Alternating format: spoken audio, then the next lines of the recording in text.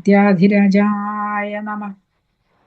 ഓം തീർത്ഥം പാപഹരം പവിത്രം അറിവിൻ സാരസ്വതം സാഗരം സാർത്ഥം നിഷ്കളമാത്മബോധമഖിലാണ്ട പ്രേമ പൂർണാകരം ദീപ്തം പാദയുഗം പ്രകാശനിലയം സച്ചിത് സുഖത്തിൻ പദം സത്യജ്ഞാനബലം തരുന്നൊരഭയം ശ്രീനീലകണ്ഠൻ ഗുരു.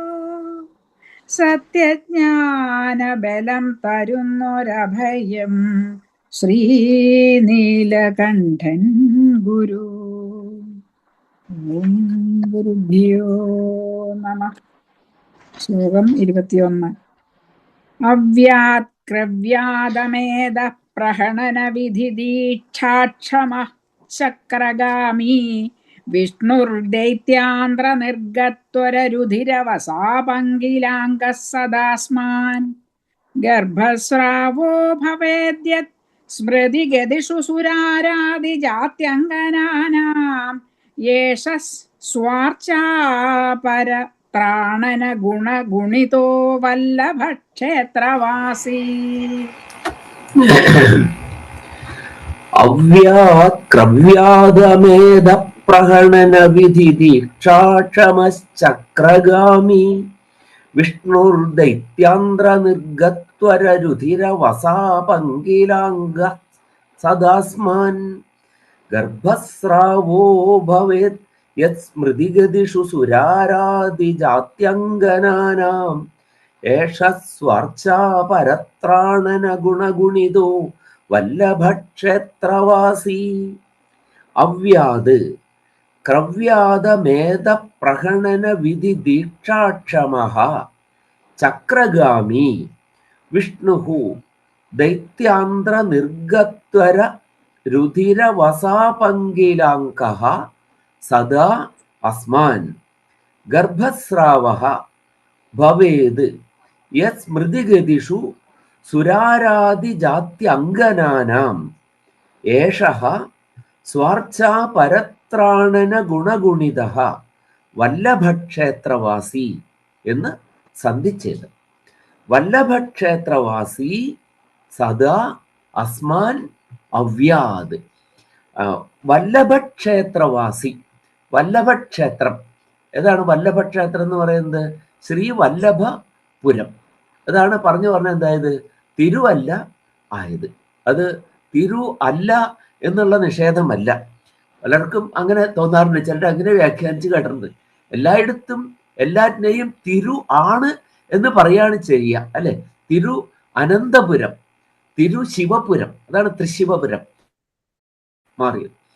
എല്ലാവരും തിരു ആണ് എന്ന് പറയുമ്പോൾ ഈ തിരുവല്ലക്കാർ മാത്രം തിരു അല്ല എന്ന് പറയുന്നുണ്ടല്ലോ എന്ന് ചിലര് തമാശയായിരിക്കാം. എന്നാൽ പോലും തിരു അല്ല എന്നല്ല, ശ്രീ വല്ലഭപുരം ആണ് അത് ശരിക്കും. വല്ലഭൻ, വല്ലഭൻ എന്ന് പറഞ്ഞാൽ എന്താണ്? ശക്തൻ എന്നാണ് അർത്ഥം. വല്ലഭന് പുല്ലും ആയുധം നമ്മൾ പറയാറുണ്ട്. എന്തും ആയുധമായിട്ട്, ഏറ്റവും നിസാരമായ ആയുധങ്ങൾ കൊണ്ട് വൻ കാര്യങ്ങൾ ചെയ്യുന്നവനെയാണ് നമ്മൾ എന്ത് പറയുന്നത്? വല്ലഭൻ എന്ന് പറയുന്നത്.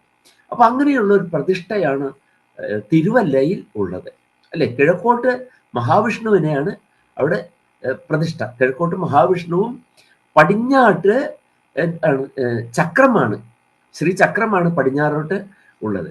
പക്ഷെ അത് കണ്ടാൽ അത് എന്തായിട്ടാണ് തോന്നുന്നത്? നരസിംഹമായിട്ടാണ് വാസ്തവത്തിൽ അത് തോന്നുന്നത്. അതുപോലെയാണെന്നാണ് പറഞ്ഞിരിക്കുന്നത്. ഞാൻ അവിടെ ചെന്ന് നോക്കിയിട്ടില്ല, എങ്കിലും അങ്ങനെയാണ് ഞാൻ അറിവുള്ളവരോട് ചോദിച്ചപ്പോൾ അവർ പറഞ്ഞത് അപ്രകാരമാണ് അതിൻ്റെ പ്രതിഷ്ഠ എന്നാണ്. അപ്പോ അവിടെ വലിയ ഒരു എന്താണ്, അപ്പം അതുകൊണ്ട് തന്നെ പലരും പറയാൻ നരസിംഹമാണെന്ന്. നരസിംഹ പ്രതിഷ്ഠയല്ല വാസ്തവത്തിൽ അവിടെ ഉള്ളത്. അപ്പോൾ ഈ വല്ലഭനായിട്ടുള്ള അതീവ ശക്തനായിട്ടുള്ള വിഷ്ണു ഭഗവാന്റെ പ്രതിഷ്ഠയാണ്, അങ്ങനെയുള്ള സങ്കല്പത്തിലുള്ള പ്രതിഷ്ഠയാണ് അവിടെ ഉള്ളത്. ആ ശ്രീവല്ലഭൻ നമ്മളെ രക്ഷിക്കട്ടെ എന്നാണ്. ഇനി എന്തൊക്കെയാണ് ആ വിശേഷണങ്ങൾ? ക്രവ്യാദമേധ പ്രഹണന വിധി ദീക്ഷാക്ഷമഃ. ക്രവ്യാത്തുകൾ, ക്രവ്യം എന്ന് പറഞ്ഞാൽ മാംസം, പലലം, പിശിതം, പലലം, മാംസം, ക്രവ്യം, ക്രവ്യാത്തുകൾ. ക്രവ്യാത്തുകൾ എന്ന് പറഞ്ഞാൽ എന്താണ്? മാംസഭുക്കുകൾ എന്ന് അർത്ഥമാണ്. ശ്വാപദങ്ങൾ എന്നൊക്കെ നമ്മൾ പറയാറുണ്ട്. ശ്വാപദം, ശ്വാവിന്റെ പട്ടിയുടെ കാല് പോലെ കാലുള്ളവ എന്നാണ്. നഖമൊക്കെ ആയിട്ട് പട്ടിയുടെ കാലും. പിന്നെ എന്താണ്? നമ്മുടെ പഞ്ചനഖങ്ങളുണ്ട്, വിശാലമായിട്ടുള്ള നഖങ്ങളോട് കൂടിയവ അല്ലെ.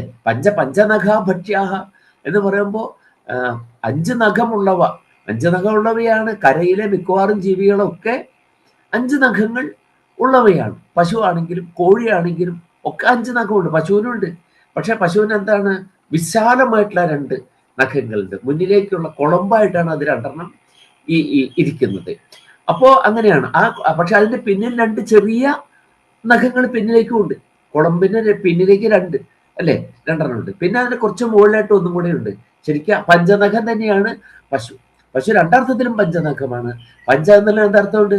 വിശാലമായ എന്ന് അർത്ഥമുണ്ട് പഞ്ച എന്നുള്ളതിന്. സിംഹത്തെ പഞ്ചാസ്യൻ എന്ന് പറയുന്നു. സിംഹത്തിന് എന്തില്ല? 5 മുഖങ്ങളൊന്നുമില്ല. ഉള്ള മുഖം വിശാലമാണ്. മറ്റുള്ള മൃഗങ്ങളുടെ, പട്ടിയുടെയൊക്കെ മുഖം വെച്ച് നോക്കിയാൽ സിംഹത്തിന്റെ മുഖം നല്ല വിശാലമാണ്. അപ്പൊ അതുകൊണ്ട് വിശാലമായ മുഖത്തോടു കൂടിയത് പഞ്ചാസ്യൻ എന്ന് പറയുന്നു. ഇരിക്കട്ടെ. അപ്പോ ഇങ്ങനെയുള്ള ക്രവ്യാത്തുകളുടെ പ്രത്യേകത എന്താണ്? അവയുടെ കാല്, അവയുടെ നഖം നല്ല കൂർത്ത നഖങ്ങളാണ് അവയ്ക്കുള്ളത്. അതുകൊണ്ടാണ് ശ്വാപദങ്ങൾ എന്ന് പറയുന്നത്. പട്ടിയുടെ കാല് പോലെ കാലുള്ളവയാണ് ഈ മാംസഭുക്കുകളായിട്ടുള്ള മൃഗങ്ങൾ. ക്രവ്യാത്തുകളുടെ മേധസ് എന്താണ്? കൊഴുപ്പ്. ക്രവ്യാത്തുകളുടെ മേധസ്സിനെ പ്രഹണനം ചെയ്യുക. പ്രഹണനം, പ്രകർഷേണ ഹനനം ചെയ്യുക, ഹനിക്ക, ഇല്ലാതെയാക്കുക. അപ്പൊ ഇവിടെ ക്രവ്യാത്തുകൾ എന്ന് പറയുന്നത് മൃഗങ്ങളെ മാത്രം ഉദ്ദേശിച്ചല്ല, രാക്ഷസാദികളായിട്ടുള്ള ക്രവ്യാത്തുകളെയാണ് ഇവിടെ ഉദ്ദേശിക്കുന്നത്. രാക്ഷസന്മാർ മുതലായിട്ടുള്ള ക്രവ്യാത്തുകളുടെ. ഇപ്പൊ പിശാച് എന്ന് പറയുന്നത് എന്തുകൊണ്ടാണ്? പിശിതം അശനാദി ഇത് പിശാചഹ എന്നാണ്. പിശിതത്തെ അശിക്കുന്നത് പിശാചം അല്ലെ.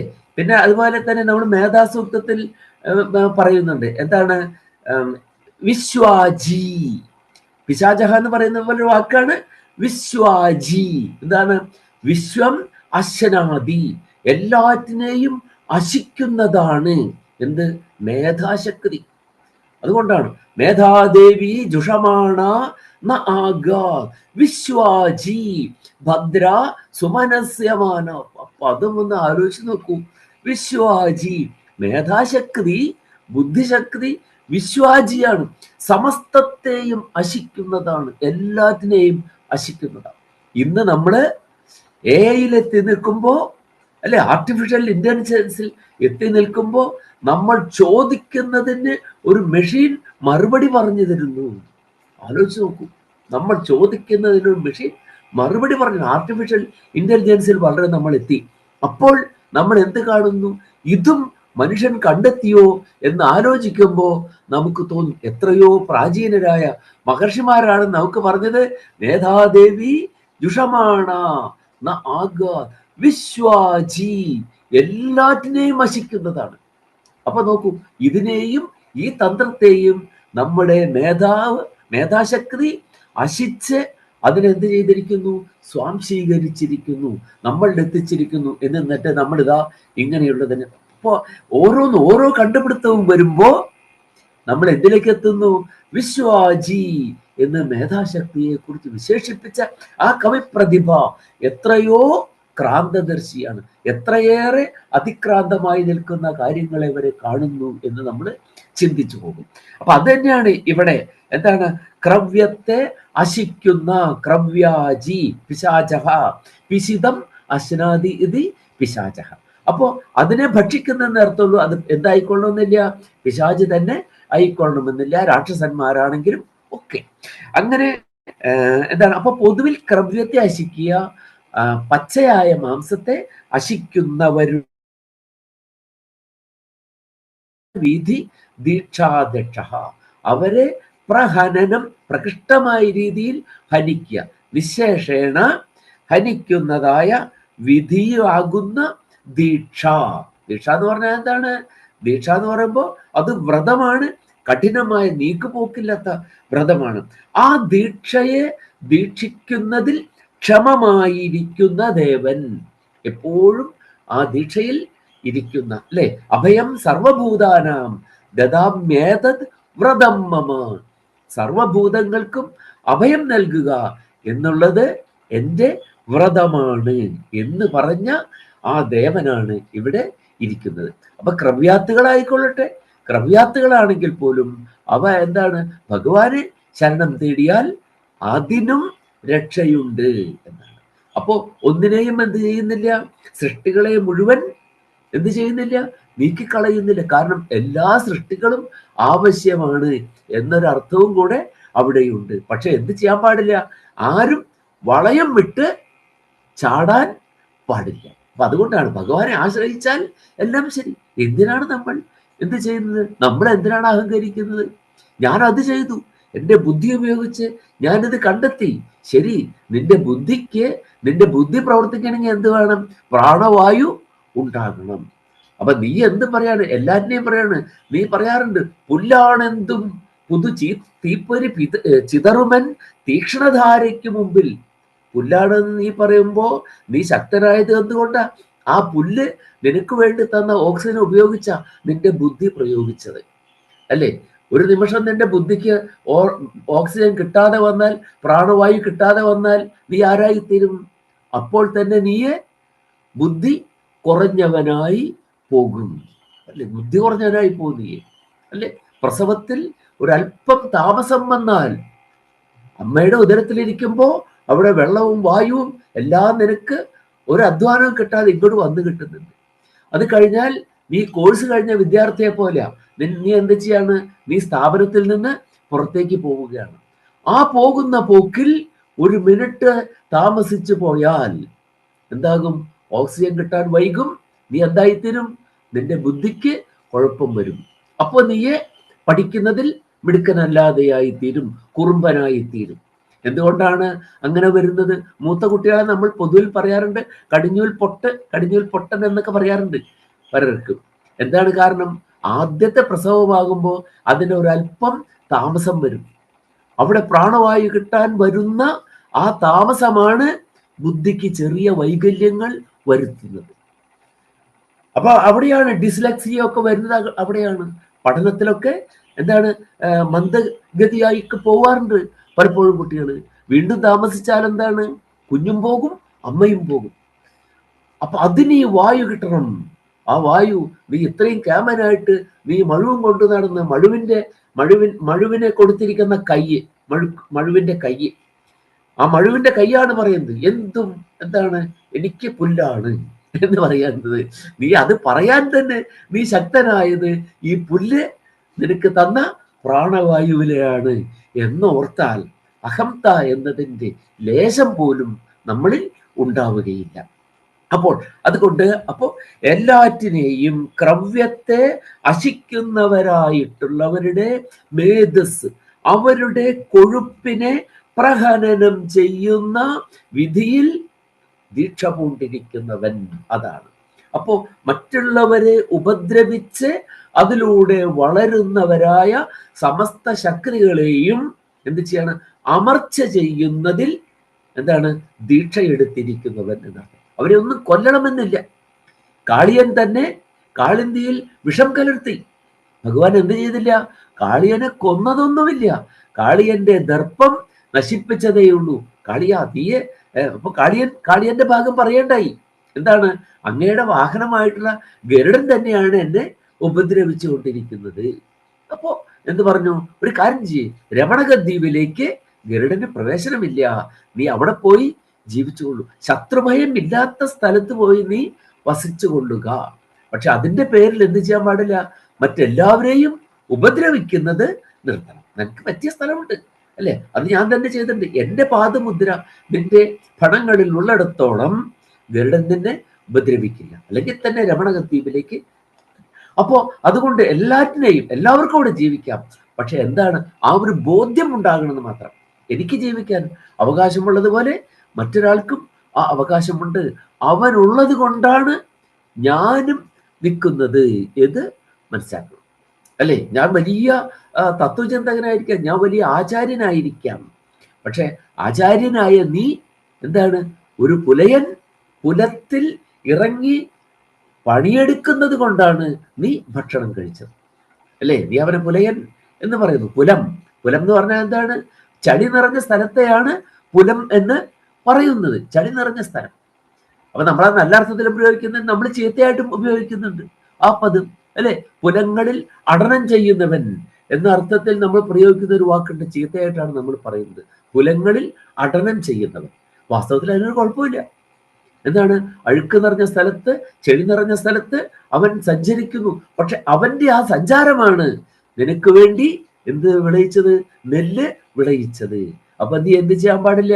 പുലങ്ങളിൽ അടനം ചെയ്യുന്നവൻ എന്ന പദം നീ ചീത്തയാർത്ഥത്തിൽ പ്രയോഗിക്കാൻ പാടില്ല. പക്ഷെ അതിലേക്ക് ഉപയോഗിച്ചു. അവിടെ പുലം എന്നുള്ളത്, അഴുക്ക് എന്നുള്ളത് ധാർമ്മികമായ അഴുക്ക് എന്ന അർത്ഥത്തിൽ നമ്മൾ എടുത്തിട്ടാണ് എന്ത് ചെയ്തത്?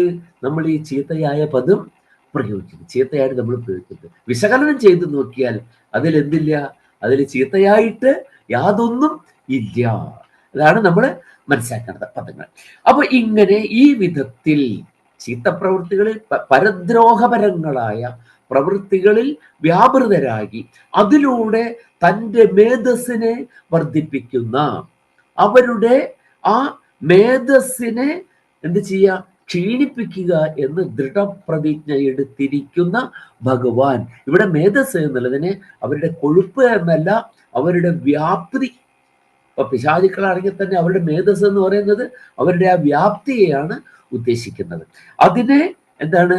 നിയന്ത്രിച്ച് നിർത്തുക എന്ന പ്രതിജ്ഞ എടുത്തിരിക്കുന്നവനും ചക്രഗാമി, ചക്രത്തോടെ ഗമിക്കുന്നവൻ. ചക്രം സുദർശന ചക്രം, സുദർശന ചക്രവുമായി ഗമിക്കുന്നവനും ദൈത്യാന്ത്ര നിർഗത്വര രുധിര വസാ പങ്കിലാപാങ്ക, പങ്കിലാങ്ക, ദൈത്യന്മാരുടെ ആന്ധ്രത്തിൽ നിന്ന് നിർഗത്വരം, ദൈത്യന്മാര് അസുരന്മാര്, അസുരന്മാരുടെ ആന്ധ്രം, ആന്ധ്രം എന്ന് പറഞ്ഞാൽ എന്താണ്? കുടൽ, കുടൽമാല. അതിൽ നിന്ന് നിർഗമിക്കുന്നതായ രുധിരം, രക്തം, ആ രക്തത്തിൻ്റെയും വസ, കൊഴുപ്പ്, അതിൽ നിർഗമിക്കുന്ന രക്തവും വസയും കൊണ്ട്, കൊഴുപ്പും കൊണ്ട്, പങ്കിലാംഗ, പങ്കിലമായ അംഗത്തോട് കൂടിയവൻ. അംഗം എന്ന് പറഞ്ഞാൽ എന്താണ്? ഉത്സംഗം, മടിത്തട്ട്. അപ്പൊ ഇതിന്റെ ഈ രക്തവും പിന്നെ എന്താണ്? കൊഴുപ്പും ദേഹത്ത് പുരണ്ടവൻ, മടിത്തട്ടിൽ പുരണ്ടവൻ എന്ന് പറയുമ്പോൾ നമുക്ക് പെട്ടെന്ന് എന്തിലേക്കാണ് വരുന്നത്? ആ ആന്ധ്രമാല എന്ന പ്രയോഗം അവിടെ ഉള്ളതുകൊണ്ട് നരസിംഹത്തിലേക്കാണ് നമ്മൾ പെട്ടെന്ന് പോവുക. പക്ഷെ അംഗം എന്ന് പറയുമ്പോൾ മടിത്തട്ടിൽ ചോരയും കൊഴുപ്പും പുരണ്ടവൻ, നിറഞ്ഞവൻ എന്ന് പറയുമ്പോൾ കുറച്ചുകൂടെ നമ്മുടെ ബുദ്ധി കുറെ കൂടെ പിന്നിലേക്ക് മധുകൈടഭന്മാരുടെ വധത്തിലേക്ക് പോകും. മധുകൈടഭന്മാരെ എപ്പോഴാണ്? മധുകൈടഭന്മാരെ ഈ സൃഷ്ടി, നൂതന സൃഷ്ടി നടക്കുന്നതിന് മുമ്പ് പ്രളയാവസ്ഥയിലാണ് മധുകൈടഭന്മാരുടെ ഹത്യ നടക്കുന്നത്, അല്ലെ? എല്ലായിടത്തും എന്താണ്? യാതൊന്നുമില്ലാതിരുന്ന ഒരു സമയത്ത്, അല്ലെ? നാസദീയ സൂക്തം പറയുന്നത് പോലെ നാസദാസീന്നോ സദാസീ തദാനീം നാസീദ്രജോ നവ്യോമാ പരോയ കിമാവരീവഃ കുഹകസ്യ ശർമ്മൻ അംഭക്കിമാസീത് ഗഹനം ഗഭീരം. യാതൊന്നുമില്ലാതിരുന്ന കാലത്ത്, അതാനും അസത്ത് എന്ന് പറയാവുന്ന ഒന്നും ഉണ്ടായില്ല. സത്തെന്ന്, ഇത് ഉള്ളത് എന്ന് ചൂണ്ടിക്കാട്ടാൻ പറ്റിയ ഒന്നും ഉണ്ടായിരുന്നു. എന്തൊരവസ്ഥയാണിത്! ശരിക്കും ഒരു മിസ്റ്റിക് ആയിട്ടുള്ളൊരു ഭാവമാണ് അവിടെ. അതില്ലാത്ത, ഒന്നുമില്ലാത്ത അവസ്ഥ. സത്തായിട്ടില്ല, അതുകൊണ്ട് തന്നെ എന്താണ്? അസത്ത് എന്ന് പറയാവുന്നതും ഇല്ല. അങ്ങനെയാണ്. പിന്നെ എന്താണ്? മുകളിലേക്കുള്ള ലോകങ്ങൾ ഉണ്ടായിരുന്നില്ല, താഴേക്കുള്ള ലോകങ്ങളും ഉണ്ടായിരുന്നില്ല. അവിടെ വെളിച്ചവുമില്ല, വെളിച്ചമില്ലാത്തത് കൊണ്ട് ഇരുട്ടുമില്ല. എന്തൊരവസ്ഥയാണിത്! നമുക്ക് അതാണ് ഒരു തീർത്തും മിസ്റ്റിക് ആയിട്ടുള്ള ഒരു കാഴ്ചപ്പാടാണ് അവിടെ. അങ്ങനെ എല്ലായിടത്തും. എന്നാൽ മനീഷികൾ പറയുന്നു എന്താണ്? ആപ ഏവ സസർജാദൗ അപ്സു തേഷു ബീജം അവാസൃജത്, താസു ബീജം അവാസൃത്, ആപഹ ഏവ ആസു. ജലമുണ്ടായിരുന്നു, ജലത്തിലാണ് വീര്യം ഉണ്ടായത്, ശക്തി ഉണ്ടായത്. അതുകൊണ്ടാണ് ആദ്യം മത്സ്യമുണ്ടായി, പിന്നെ കൂർമ്മമുണ്ടായി, ഇങ്ങനെയൊക്കെ നമ്മൾ പറയുന്നത്. പക്ഷേ ആ അവസ്ഥയിലാണ് എന്താണ് വിഷ്ണു ഭഗവാന്റെ നാഭികമലത്തിൽ എന്താണ് 2 തുള്ളി ജലം ഉണ്ടായിരുന്നു. അത് നമ്മുടെ ഭാഗവതത്തിലല്ല, അത് ഭാരതത്തിൽ പറയുന്ന മഹാഭാരതത്തിൽ രണ്ട് തുള്ളി ജലം അതിലുണ്ടായിരുന്നു. ഒന്ന് മധുരമായതും പിന്നെ ഒന്ന് കഠിനമായതും എന്നാണ് പറഞ്ഞിട്ടുള്ളത്. ആ മധുരത്തിൽ നിന്നാണ് മധു എന്ന അസുരൻ ഉണ്ടായത്. മധു അതെന്തിന്റെ പ്രതീകമാണ്? മധു എന്തിലേക്കാണ് നയിക്കുക? മധു മയക്കത്തിലേക്കാണ് നയിക്കുക. നന്നായി നല്ല മധുരമുള്ള പലഹാരങ്ങളൊക്കെ കഴിച്ചു നമ്മൾ, എന്തുണ്ടാവും? ഉറക്കം വരും. അത് എന്തിലേക്ക്? തമസിലേക്ക് നയിക്കുന്നതാണ് മധു. ഇപ്പൊ മധു എന്ന അസുരൻ ഉണ്ടായി. ഒന്ന് കഠിനമായിട്ടുള്ളത്, അതെന്താണ്? അത് രജസാണ്, നല്ല ബലം, കഠിനമായിട്ടുള്ളത്. അപ്പൊ കൈഡഭൻ, കീടശബ്ദത്തിൽ നിന്നുണ്ടാകുന്നത്. കീടം എന്ന് പറയുമ്പോൾ കിട്ടം എന്നൊരു പദം നമുക്കുണ്ട്. എന്താണ് അത്? ഇരുമ്പിന്റെയൊക്കെ ഓർ ഇല്ലേ, അതിനെന്ത് പറയും? കിട്ടം എന്ന് പറയും. കീടമായി ബന്ധപ്പെട്ടത് കൊണ്ടാണ്. അപ്പോ എന്താണ്? ശക്തിയുടെ, നിബിഡമായിട്ടുള്ള ഉറച്ച ശക്തിയുടെ പ്രതീകമാണ് എന്ത്? കൈഡഭൻ. അപ്പൊ ഒന്ന് രജസ്സും, ഒന്ന് തമസ്സും, ഒന്ന് രജസ്സുമാണ് മധുകൈഡഭന്മാർ. 2 അസുരന്മാരുണ്ട്. അതിനെ വേറൊരു വിധത്തിൽ ദേവി ഭാഗവതത്തിൽ പറയുന്നത്, ഭഗവാന്റെ 2 ചെവിയിലൂടെ എന്തായെന്നാണ്? അഴുക്ക് ശരീരത്തിൽ നിൽക്കും. കാരണം എന്താണ്? കേട്ടുകൊണ്ടിരിക്കുന്നത്. അവിടെയും ഒരു വലിയ തത്വം പറയുന്നതിനാണ് അത് ഉപയോഗിക്കുന്നത്. എന്തുകൊണ്ടാണ്? ആ സമയത്ത് ബ്രഹ്മാവ് വിഷ്ണു ഭഗവാന്റെ നാഭികമലത്തിൽ ഇരുന്നു കൊണ്ട് ബ്രഹ്മാവ് വേദം ചൊല്ലിക്കൊണ്ടിരിക്കുന്നു. അത് കേൾക്കുന്നവനായ വിഷ്ണു ഭഗവാനാണെങ്കിൽ തന്നെ, വിഷ്ണു ഭഗവാനാകുമ്പോൾ ഒരു രൂപത്തിലേക്ക് വന്നു. അപ്പൊ എന്തായി തീർന്നു? പരബ്രഹ്മം എന്നുള്ളതിൽ നിന്ന് മാറി സഗുണമായിട്ടുള്ള അവസ്ഥയിലേക്ക് വന്നു. അങ്ങനെ സഗുണമായിട്ടതിൽ എന്തുണ്ട്? ഗുണങ്ങളുണ്ട്. അപ്പൊ അതിൽ നിന്ന് ഒരു വശത്ത് കൂടെ എന്താണ്? രജസ്സും, ഒരു ഭാഗത്ത് കൂടെ തമസ്സും പോയി. അതാണ് ഇതിന്റെ അർത്ഥം. അതാണ് മധുകൈഡഭന്മാരായി മാറിയത് എന്ന് പറയുന്നത്. അതിനെ കുറച്ചും കൂടെ നല്ലൊരു രീതിയിൽ മഹാഭാരതത്തിൽ അവതരിപ്പിച്ചതാണ് 2 തുള്ളി ജലം അവിടെയുള്ളൂ. രണ്ടും ഒന്ന് തന്നെയാണ്.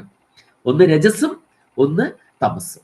അപ്പോ അതിൽ ആ രജോ ഗുണമാണ് കൈഡഭൻ എന്ന് പറയുന്നത്. കീടം, അതായത് എന്താണ്? ഇരുമ്പിന്റെ അയിര് പോലെ ഉറച്ചതായ ഗാത്രത്തോടു കൂടിയ അയാൾ എന്താണ്? ശത്രുവിനെ അന്വേഷിച്ച് നടക്കുകയാണ്. ആരാണ് എനിക്ക് ശത്രു? എന്നോട് വന്ന് യുദ്ധം ചെയ്യുക എന്ന് പറഞ്ഞുകൊണ്ട് നടക്കുന്ന ആ അസുരൻ. ആ അസുരന്മാര് പക്ഷെ അവർക്ക് എന്ത് വരമുണ്ട്? ദേവി അവർക്ക് അവരോട് ചോദിച്ചു. അവരെ ആർക്കും നിഗ്രഹിക്കാൻ സാധിക്കില്ല. അതുകൊണ്ട് ദേവി തന്നെ പറഞ്ഞു, അവരൊരു കാര്യം ചെയ്തോളൂ, ഇവർക്ക് വരമൊക്കെ കൊടുത്തുപോയി, അവരോട് തന്നെ ചോദിച്ചോളൂ. ഇനി ഒരല്പം പ്രതാരണ. എന്താണ് പ്രതാരണ? വഞ്ചന. പ്രകൃഷ്ടമായ രീതിയിൽ ഇത് തരണം ചെയ്യണമെങ്കിൽ വേറെ മാർഗമൊന്നുമില്ല. ഈ അവസ്ഥയായിപ്പോയില്ലേ, തരണം ചെയ്യണ്ടേ? ഇവിടെ സൃഷ്ടികൾക്ക് ഇവിടെ ജീവിക്കണ്ടേ? അതുകൊണ്ട് എന്ത് ചെയ്തോളൂ? പ്രതാരണ ആയിക്കൊള്ളുക. അല്പം വഞ്ചനയായാലും കുഴപ്പമില്ല. വിഷ്ണു ഭഗവാൻ ചെന്നെ പറഞ്ഞു, അയ്യോ നിങ്ങൾ തന്നെ ശക്തന്മാര്, ഞാൻ എന്തായിരിക്കുന്നു? നിങ്ങളെ സമ്മതിച്ചിരിക്കുന്നു, എനിക്കൊരു വരം തരണം നിങ്ങൾ. പൊട്ടിച്ചിരിച്ചവര് അട്ടഹസിച്ചു അല്ലേ? അട്ടഹസിച്ചു. അവിടുന്ന് ഞങ്ങളോട് വരം ചോദിക്കാൻ വന്നിരിക്കുകയാണല്ലേ? ശരി ശരി ചോദിച്ചോളൂ എന്ന് പറഞ്ഞു. അഹങ്കാരം വന്നു. അഹങ്കാരം വന്നപ്പോ എന്താണ് പറഞ്ഞത്? എനിക്കൊരു വരം വേണം. ശരി തരാം. എന്താണ് വരം? എനിക്ക് നിങ്ങളെ കൊല്ലാനുള്ള വരം വേണം എന്നാണ്. ശരി, കൊടുക്കാതിരിക്കാൻ പറ്റുമോ? ചോദിച്ചോളാൻ പറഞ്ഞില്ലേ? കൊടുക്കും. ശരി, വെള്ളത്തിൽ വെച്ചിട്ട് കൊല്ലാൻ പാടില്ല, കാരണം എങ്ങും വെള്ളം മാത്രമല്ലേ ഉള്ളൂ. അതുകൊണ്ടാണ് പറഞ്ഞത് ജലത്തിൽ വെച്ച് കൊല്ലാൻ പാടില്ല എന്ന് പറഞ്ഞു. ശരി, വിഷ്ണു ഭഗവാൻ എന്താണ് ചെയ്തത്? തൻ്റെ ഊരുക്കളിൽ വെച്ചുകൊണ്ട്, അപ്പൊ വെള്ളമല്ലല്ലോ, ഊരുക്കളിൽ വെച്ച് 2 നിഗ്രഹിച്ചു. അപ്പൊ എന്തായി തീർന്നു? ഊരുക്കളിൽ എന്താണ്? അംഗത്തിൽ, മടിയിൽ എന്തായി തീർന്നു? രക്തവും മേധസ്സും വന്നു ചേർന്നു. ആ മേധസ്സാണ് ജലത്തിന് മുകളിൽ പൊങ്ങിക്കിടന്നു. അതാണ് പിന്നെ എന്തായി തീർന്നത്? അത് കട്ടപിടിച്ച് മേദിനി ആയി തീർന്നത്. മേദിനി ഭൂമി. അപ്പൊ ഭൂമിക്ക് മേദിനി എന്ന് പര്യായമുണ്ടാകാൻ കാരണം ഈ മേധസ്സാണ് ജലത്തിന് മുകളിൽ പൊങ്ങിക്കിടന്ന് പിന്നീട് അത് ഉറഞ്ഞ് എന്തായി തീർന്നത്? ഭൂമിയായി തീർന്നത്. അതുകൊണ്ടാണ് ഭൂമി നമുക്ക് ഭക്ഷ്യയോഗ്യം അല്ലാതെയായിരിക്കുന്നത്. ഭൂമി തിന്നാൻ പറ്റുമോ? മണ്ണ് തിന്നാൻ പറ്റുമോ? ഭഗവാന്മാര് തിന്നിട്ടുണ്ട്. കൃഷ്ണൻ ചെറുപ്പത്തിൽ അമ്മ തല്ലും കൊടുത്തിട്ടുണ്ട് അല്ലേ? അപ്പൊ അത് നമുക്ക് തിന്നാൻ പറ്റിയതല്ല. കാരണം എന്താണ്? അത് ഈ മേധസ്സാണ്. അതുകൊണ്ടാണ് അത് നമുക്ക് തിന്നാൻ പറ്റാത്ത വിധത്തിൽ ആയിരിക്കുന്നത്. പക്ഷെ എങ്കിലും നമുക്കായി എന്ത് ചെയ്യുന്നു? അത് ക്ഷുണ്ണയായിത്തീരുന്നു. ക്ഷുണ്ണമാവുക എന്ന് പറഞ്ഞാൽ എന്താണ്? പൊടിയുക. ക്ഷോണി എന്തായിത്തീരുന്നു? പൊടിയുന്നു. ഭൂമി പൊടിഞ്ഞ് പൊടിഞ്ഞ് പൊടിഞ്ഞ് മണ്ണാകുന്നു. ആ മണ്ണിലൂടെ എന്ത് ചെയ്യുന്നു? വൃക്ഷങ്ങൾ വളരുന്നു, സസ്യങ്ങൾ വളരുന്നു, നമുക്ക് ഭക്ഷണമായി വീണ്ടും. അപ്പോ അതെന്താണ്? ഏത് കഠിനമായിട്ടുള്ളതും ലഘുവായി തീർന്ന് നമുക്ക് ഭക്ഷണമായി തീരുന്നു. പർവ്വതങ്ങളൊക്കെ അവിടെയുണ്ട്. എന്താണ്? ഭാഗ്യമായി അവ പൊടിഞ്ഞ് മണ്ണായി അതിൽ നിന്ന് വൃക്ഷങ്ങൾ വളർന്ന് നമുക്ക് എല്ലാവർക്കും അന്നമായി തീരുന്നു. നോക്കൂ, എന്തൊരു ഒരു സൈക്കിൾ ആലോചിച്ച് നോക്കുക. നേരത്തെ നമ്മൾ വായുവിന്റെ കാര്യത്തിൽ പറഞ്ഞു, പ്രാണവായുവും കാർബൺ ഡൈ ഓക്സൈഡും വീണ്ടും പ്രാണവായുവും. അതുപോലെ തന്നെയാണ് ഇവിടെ. എന്താണ്? പർവ്വതങ്ങളാണ്, ക്ഷോണിയാണ്. അതെന്തായിത്തീരുന്നു? ക്ഷോണി തന്നെ എന്തായിത്തീരുന്നു? ഭക്ഷണമായിട്ട് തീരുന്നു. അപ്പൊ ഇതിങ്ങനെ ഈ ഒരു പരിവർത്തനം, ഈ ഒരു ചക്രം എത്രയോ വലിയ സംവിധാന കൗശലമാണ് പ്രപഞ്ചത്തിൻ്റെത് എന്ന് നമ്മൾ ചിന്തിച്ചു നോക്കിയാൽ അത്ഭുതപരതന്ത്രരാകാം എന്നല്ലാതെ മറ്റൊന്നും നമുക്ക് കഴിയില്ല. അത് ആലോചിക്കുമ്പോൾ നമുക്ക് തോന്നും നമ്മൾ എത്രയോ നിസ്സാരരാണ് എന്ന് നമുക്ക് തോന്നേണ്ടി വരും എന്നർത്ഥം. അപ്പൊ ദൈത്യന്മാരുടെ ആന്ത്രത്തിൽ നിന്ന് നിർഗമിക്കുന്നതായ രുധിരവും അതുപോലെ തന്നെ കൊഴുപ്പും, ഇത് രണ്ടും കൊണ്ട് പങ്കിലമായി തീർന്ന ചളിക്കട്ട പങ്കിലമാവുക, പങ്കിലമായിട്ടുള്ള മടിത്തട്ടോട് കൂടിയവനും. ഇനി യസ്മൃതിഗതിഷു സുരാരാദി ജാതി അങ്കനാനാം ഗർഭസ്രാവ, അങ്ങനെയുള്ള ദേവനാണ്. ആ ദേവനെ കുറിച്ചുള്ള സ്മൃതികളിൽ സുരന്മാരുടെ ദേവന്മാരുടെ അരാധി ശത്രു, ദേവശത്രുക്കളുടെ ജാതിയിൽ അവരുടെ കൂട്ടത്തിൽപ്പെട്ട അങ്കനമാർക്ക്, സ്ത്രീകൾക്ക്, അസുരാദിഗണങ്ങളിൽപ്പെട്ട സ്ത്രീകൾക്ക് ഗർഭസ്രാവ ഭവേത്. ഇദ്ദേഹത്തിന്റെ ഈ പ്രവൃത്തികളെ കുറിച്ച് ആലോചിച്ചാൽ അവർക്ക് എന്തുണ്ടാകും? അവർക്ക് ഗർഭസ്രാവം ഉണ്ടാകും. അല്ലെ? ഭീകരമായിട്ടുള്ള ഒരു കാര്യവും ആര് ചെയ്യാൻ പാടില്ല? ഗർഭിണിമാര് ചിന്തിക്കാൻ പാടില്ല, ഒരു പ്രവൃത്തിയും ചെയ്യാൻ പാടില്ല, ഭീകരമായിട്ടുള്ളത്. അല്ലേ? നമ്മുടെ നാട്ടിലൊക്കെ എങ്ങനെയാണ്? ഇതുവരേക്കും നമ്മുടെ അവിടെ ഒന്നും ഗർഭിണിമാര് ഒരു മുട്ട പോലും പൊട്ടിക്കില്ല. ഒരു മുട്ട പൊട്ടിക്കില്ല, അല്ലേ? അങ്ങനെയാണ് നമ്മുടെ മുത്തശ്ശിമാരൊക്കെ പറഞ്ഞു തരും. അവള് ഗർഭിണിയാണ്, മുട്ടയൊന്നും പൊട്ടിക്കാൻ പാടില്ല, ക്രൂരമായൊരു കാര്യം ചെയ്യാൻ പാടില്ല എന്നാണ്. അല്ലേ? വേദത്തിൽ തന്നെ എന്താണ്? ഇപ്പോൾ ഗർഭിണികളായ സ്ത്രീകൾ പുറത്തു പോകട്ടെ എന്ന് പറയുന്നൊരു ഭാഗമുണ്ട് വേദങ്ങൾക്ക്. ഗർഭിണികളായ സ്ത്രീകൾ പുറത്ത് പോകട്ടെ. അപ്പോ അവിടെ നമ്മൾ അറിയേണ്ട ഒരു കാര്യം കൂടിയുണ്ട്. എന്താണ്? ഏകസംബന്ധിജ്ഞാനം അപരസംബന്ധിജ്ഞാപകം. നമ്മൾ നേരത്തെ പറഞ്ഞ പോലെ എന്താണ്? ഒന്നിനെ കുറിച്ചുള്ള അറിവ് മറ്റൊന്നിനെ കുറിച്ചുള്ള അറിവാണ്. വേദങ്ങളെ കുറിച്ചുള്ളതായ ചർച്ചകൾ, ബ്രഹ്മവിദ്യയെക്കുറിച്ച് ചർച്ചകൾ നടക്കുന്ന സമയത്ത് ഇപ്പോൾ ഗർഭിണികൾ പുറത്തു പോട്ടെ എന്ന് പറയുമ്പോൾ എന്ത് മനസ്സിലാക്കണം നമ്മള്? അവിടെ പുരുഷന്മാരുടെ മാത്രം സദസ്സുകളല്ല അത്. ആ വിദഗ്ധങ്ങൾ പുരുഷന്മാരുടെ മാത്രമല്ല, സ്ത്രീകളും അവിടെയുണ്ട്. അത് പ്രായമായ സ്ത്രീകളല്ല, ഗർഭിണികളായിട്ടുള്ളവർ വരെ അതിനകത്ത് ഉണ്ട്. ഭീതി തോന്നാവുന്ന ചില സന്ദർഭങ്ങൾ പറയുമ്പോഴാണ് എന്ത് പറയുന്നത്? ഗർഭിണികൾ ഇപ്പോൾ പുറത്ത് പോയിക്കൊള്ളട്ടെ എന്ന് പറയുന്നത്. ഒരു വിധത്തിലും ത്രാസമുണ്ടാക്കുന്ന ഒരു കാര്യവും ചിന്തിക്കാൻ പാടില്ല. അപ്പൊ ഈ ദൈത്യാരിയുടെ ഈ പരാക്രമങ്ങളെ കുറിച്ച് ചിന്തിച്ചാൽ എന്താണ്? ഗർഭസ്രാവ ഭവേത് എന്നർത്ഥം. അപ്പോ ഭഗവാന്റെ പരാക്രമങ്ങളെ കുറിച്ച് ഓർത്താൽ അസുരാദിഗണങ്ങളിൽപ്പെട്ട സ്ത്രീകൾക്ക് ഗർഭസ്രാവം വരെ ഉണ്ടാകും എന്നർത്ഥം. ഇനി സർവ അർച്ച സ്വ അർച്ച പരത്രാണന ഗുണഗുണിത. സ്വ അർച്ച, സ്വന്തം അർച്ച പരത്രാണന ഗുണഗുണിത. പരൻ, തങ്ങളുടെ അർച്ചാപരമായിട്ടുള്ള ആളുകളെ, തന്നെ അർച്ചിക്കുന്നത് പരമമായി കാണുന്നവരായിട്ടുള്ള ആളുകളെ ത്രാണം ചെയ്യുന്നതിൽ ഗുണഗുണിത, അതിൻ്റെ ഗുണത്തിൽ ഗുണിതനായിരിക്കുന്നത്. ഗുണിതം, ഗുണം എന്നുള്ളതിന് ഇഴ എന്നൊക്കെ അർത്ഥമുണ്ട്. അപ്പൊ ഗുണിതം എന്ന് പറഞ്ഞാൽ എന്താണ്? കൂടുതൽ കൂടുതൽ ഗുണങ്ങൾ വരിക എന്നതിന് അർത്ഥമുണ്ട്. അപ്പൊ ഗുണം എന്ന് പറഞ്ഞാൽ എന്താണ്? ഇഴകൾ എന്നാണ് ഒരു അർത്ഥം. ഗുണ, ചരട് എന്നൊക്കെ അർത്ഥമുണ്ട്. ഗുണീഭൂത വ്യംഗ്യം കാവ്യത്തിലൊക്കെ പറയാറുണ്ട്. എല്ലായിടത്തും പ്രകടമായ വ്യംഗ്യം ഉണ്ടായിക്കൊള്ളണമെന്നില്ല. അപ്പോ വ്യംഗ്യമുള്ള രണ്ട് സന്ദർഭങ്ങളെ ഒരു ചരട് പോലെ കോർത്തിണക്കുന്ന വ്യംഗ്യം കുറഞ്ഞ ഭാഗത്തെയാണ് ഗുണീഭൂത വ്യംഗ്യം എന്ന് പറയുക. സാഹിത്യം പഠിക്കുന്ന കുട്ടികളില്ലെങ്കിൽ അവർ ശ്രദ്ധിക്കേണ്ട ഒരു കാര്യമാണ് ഗുണീഭൂത വ്യംഗ്യം. ഗുണമായി വർത്തിക്കുക. ഗുണം എന്താ ചെയ്യുന്നത്?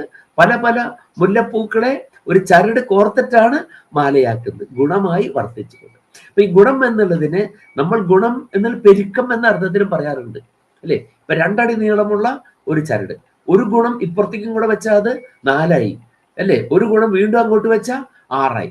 അതുകൊണ്ടാണ് നമ്മൾ എന്താണ് 2 ഗുണം 3 6 എന്ന് പറയുന്നത്.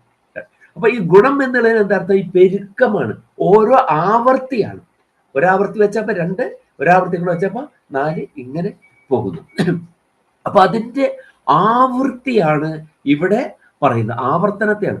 അവരെ ത്രാണം ചെയ്യുക എന്ന പ്രവൃത്തി പ്രഗുണിതമായി ചെയ്യുന്നവൻ വീണ്ടും വീണ്ടും ആ പ്രവൃത്തിയിൽ വ്യാപൃതനാകുന്നു. അതുകൊണ്ടാണ് പല പല അവതാരങ്ങൾ, മത്സ്യവും കൂർമ്മവും വരാഹവും നരസിംഹവും എല്ലാം എടുക്കേണ്ടി വരുന്നതാണ്. ഒരവതാരം ചെയ്തില്ലേ?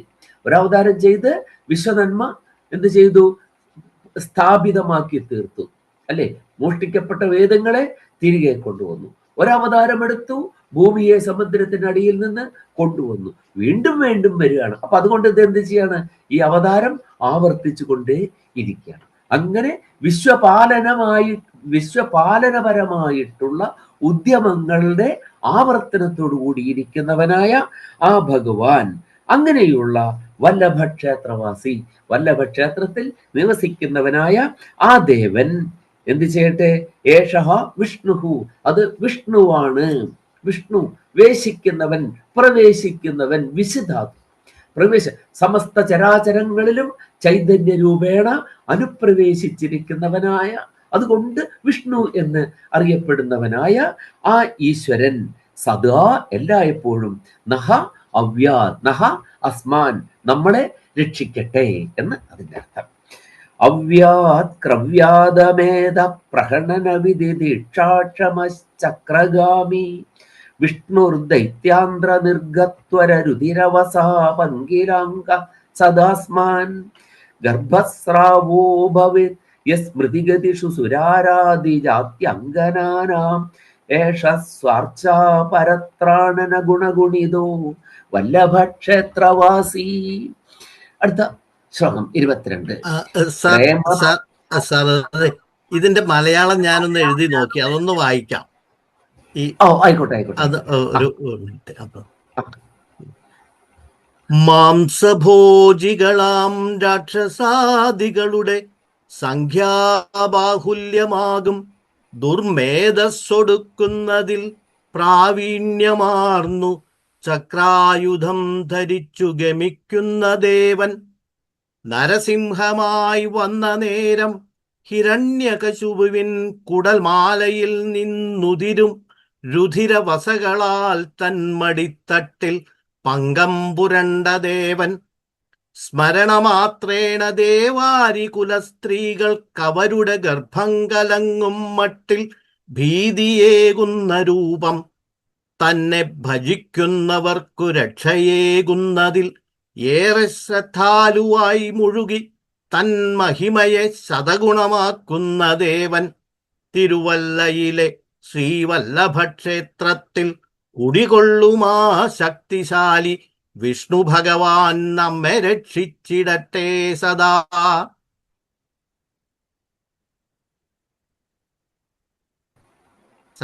അത് തന്നെയാണ്, ശരിയാണ്, എല്ലാം അതിൽ വന്നിട്ടുണ്ട്. പക്ഷെ അവിടെ നമ്മൾ കാണേണ്ട ഒരു ഭാഗം ഈ മധുകൈടഭന്മാരുടെ അത് വന്നില്ല, അത് ആ മടിയിൽ വെച്ചുകൊണ്ടാണ് എന്നുള്ളത് കൊണ്ട് അതിനൊരു കുറച്ച് കൂടുതൽ ഒരു ഊന്നൽ അവിടെ. അപ്പൊ ഒരു വരിയും കൂടെ വേണമെങ്കിൽ ചേർക്കണം, അല്ലെ? നരസിംഹം മാത്രമേ അതിൽ വന്നോളൂ. അവിടെയും പറയുന്നുണ്ടോ അതില്? വരുന്നില്ലല്ലോ. നരസിംഹനെ പറ്റിയിട്ട് ശ്ലോകത്തിൽ വരുന്നില്ലല്ലോ. നരസിംഹം എന്നുള്ളത് അത് ആ ഇതിലെടുത്തതാണ്. ആ മടിയിൽ പങ്കം പുരണ്ടത് നരസിംഹം എന്നുള്ളത് പെട്ടെന്ന് അതാണ് ഞാനും അങ്ങനെയാണ് ആലോചിച്ചത്, അങ്ങനെയാണ് ആ വഴിക്ക് പോയത്. അതുകൊണ്ടാണ് ഞാൻ ഗോപിച്ചേട്ടനെ വിളിച്ചു ചോദിച്ചു, അതപ്പോ എല്ലാം തിരുവല്ലയാണെന്ന് അപ്പോഴാണ് മനസ്സിലായത്. അങ്ങനെ തോന്നി ആദ്യം ആ ശ്ലോകം ചെയ്തപ്പോ എനിക്ക്. അല്ല, അപ്പൊ അത് നരസിംഹ തെറ്റുണ്ടോ സാർ? അത് അതെയോ? ഇല്ല, അതില് തെറ്റൊന്നുമില്ല. കാരണം ആന്ധ്രമാലയെ കുറിച്ച് പറയുന്നത് അവിടെയാണ്. അവിടെ അത് പ്രത്യേകം എടുത്തിട്ട് കൊടൽമാല എടുത്തത് നരസിംഹത്തിന്റെ അത് അണിഞ്ഞുകൊണ്ട് നിന്നു എന്ന് അവിടെ പറയുന്നുണ്ട്. അപ്പൊ അതുകൊണ്ട് വളരെ പെട്ടെന്ന് അത് സജസ്റ്റീവാണ് എന്തിലേക്ക്, ഈ പറയുന്ന നരസിംഹത്തിലേക്ക്. പക്ഷെ അതോടൊപ്പം തന്നെ മറ്റൊരു സജഷനാണ് എന്ത്, അങ്കം എന്ന പദത്തിന്റെ. അതാണ് അവിടെ ശബ്ദശക്തി മൂലധ്വനി എന്ന് പറയും. ഒരു ശബ്ദത്തിന്റെ ശക്തി കൊണ്ട് ഒരു ധ്വനിയെ ക്ഷണിച്ചു വരുത്തുക, അതാണ് ശബ്ദശക്തി മൂലധ്വനി. അപ്പൊ ശബ്ദശക്തി മൂലധ്വനി കൊണ്ടാണ് എന്ത് വരുന്നത്, പെട്ടെന്ന് നമ്മള് ഈ മധുകൈടഭന്മാരിലേക്ക് പോകുന്നത്. അതാണ് ഇതിന് തെറ്റൊന്നുമില്ല, ഒരു തെറ്റും ഇതിലില്ല. പക്ഷെ അതാണ് ഈ ധ്വനി എന്ന് പറയുന്നത് എങ്ങനെയാണെന്ന് പറയുന്നുണ്ട്. ധ്വനി ഒരു മണി അടിക്കുന്നത് പോലെയാണ് അത്രേ.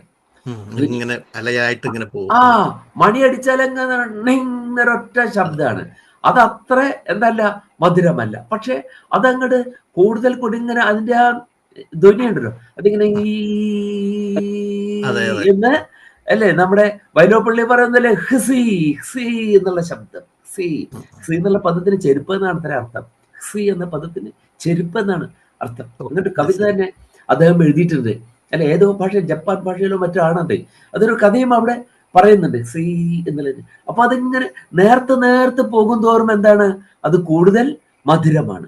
മണിയുടെ ആ ശബ്ദം നമ്മൾ ഇങ്ങനെ ശ്രദ്ധിച്ചു നോക്കുക, അങ്ങനെ ഈന്ന് പോകുന്തോറും നേർത്ത് വരും തോറും അത് കൂടുതൽ മധുരമാണ്.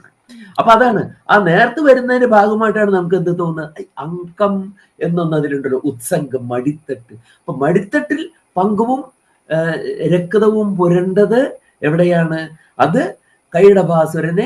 നരസിംഹത്തിന്റെ കാര്യത്തിലും അങ്ങനെയല്ലേ, മടിയിൽ വെച്ചല്ലേ കൊന്നത്?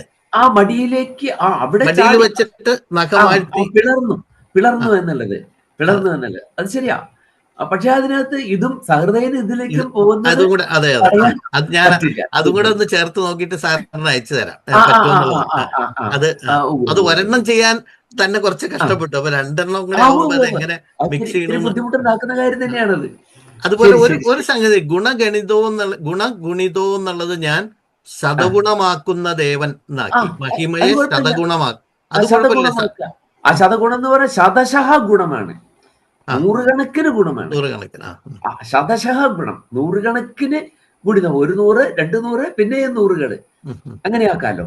അതുകൊണ്ടാണ് ശതഗുണം എന്ന് പറഞ്ഞാൽ അതിന് തെറ്റൊന്നുമില്ല. ശതനിലന് ശതശഃ എന്നൊരു സഹൃദയൻ അത് ഗ്രഹിക്കും. ഇത് പറയേണ്ട കാര്യമൊന്നുമില്ല. ശതശഃ എന്നുള്ളത് സഹൃദയൻ ഗ്രഹിച്ചു. കൂടെ നമുക്ക് നോക്കാം. ഗോപിച്ചേട്ടന്റെയും പെർമിഷനോടുകൂടി 2 കാര്യം ശ്രീവല്ലഭ ക്ഷേത്രത്തെ പറ്റി പറയാമോ? എന്താണ് കേരളത്തിലെ തിരുവല്ല ശ്രീവല്ലഭ ക്ഷേത്രത്തിൽ മഹാവിഷ്ണുവിന്റെ പ്രതിഷ്ഠയ്ക്കൊപ്പം സുദർശന ചക്രത്തിന്റെ പ്രതിഷ്ഠയും ഒരേ കോവിലിൽ തന്നെയുണ്ട്. എന്നാൽ സുദർശനും നരസിംഹമൂർത്തിയും ഒരേ വിഗ്രഹത്തിന്റെ ഇരുവശങ്ങളിലുമായി പുറകോട് പുറന്ന സുദർശന നരസിംഹ പ്രതിഷ്ഠ ഇവിടെയല്ല, മറിച്ച് ആലപ്പുഴയിലെ തുറവൂർ മഹാക്ഷേത്രം പോലെയുള്ള മറ്റു ക്ഷേത്രങ്ങളിലാണ് ഉള്ളത്. തിരുവല്ല അവിടെ മാത്രമല്ല, അത് ചങ്ങനാശ്ശേരിയിലുണ്ട്. ചങ്ങനാശ്ശേരിയിലെ ക്ഷേത്രത്തില് വല്ലഭനുണ്ട്, സുദർശനമൂർത്തിയുണ്ട്. നരസിംഹമൂർത്തി ക്ഷേത്ര വളപ്പിന്റെ തെക്കു ഭാഗത്ത് ഉഗ്ര നരസിംഹമൂർത്തിക്കായി മാത്രമായി ഒരു ഉപദേവതാ ക്ഷേത്രമുണ്ട്. രണ്ടാമത്തെ കാര്യം എനിക്ക് പറയാനുള്ളത്, ഞങ്ങള് ന്യൂയോർക്കിലെ ഗണപതി അമ്പലത്തിൽ പോകുമ്പോൾ, രാധയ്ക്കറിയാം, അമ്പലത്തിൽ പോകുമ്പോൾ അവിടെ സുദർശന ചക്രവും അതിന്റെ ബാക്കിൽ നരസിംഹമൂർത്തിയായിട്ട് ഒരു മിറർ അതിന്റെ ബാക്കിൽ വെച്ചിട്ട് അവിടെ ഉണ്ട്. അത് കാണുമ്പോ എപ്പോഴും ഞാൻ ആലോചിക്കുമായിരുന്നു എന്തിനാണ് ഇതെന്നുള്ളത്. അപ്പൊ അതുകൊണ്ട് ഞാനിങ്ങനെ ഇപ്പൊ ഇന്റർനെറ്റിലെല്ലാം പറഞ്ഞു തരുമല്ലോ.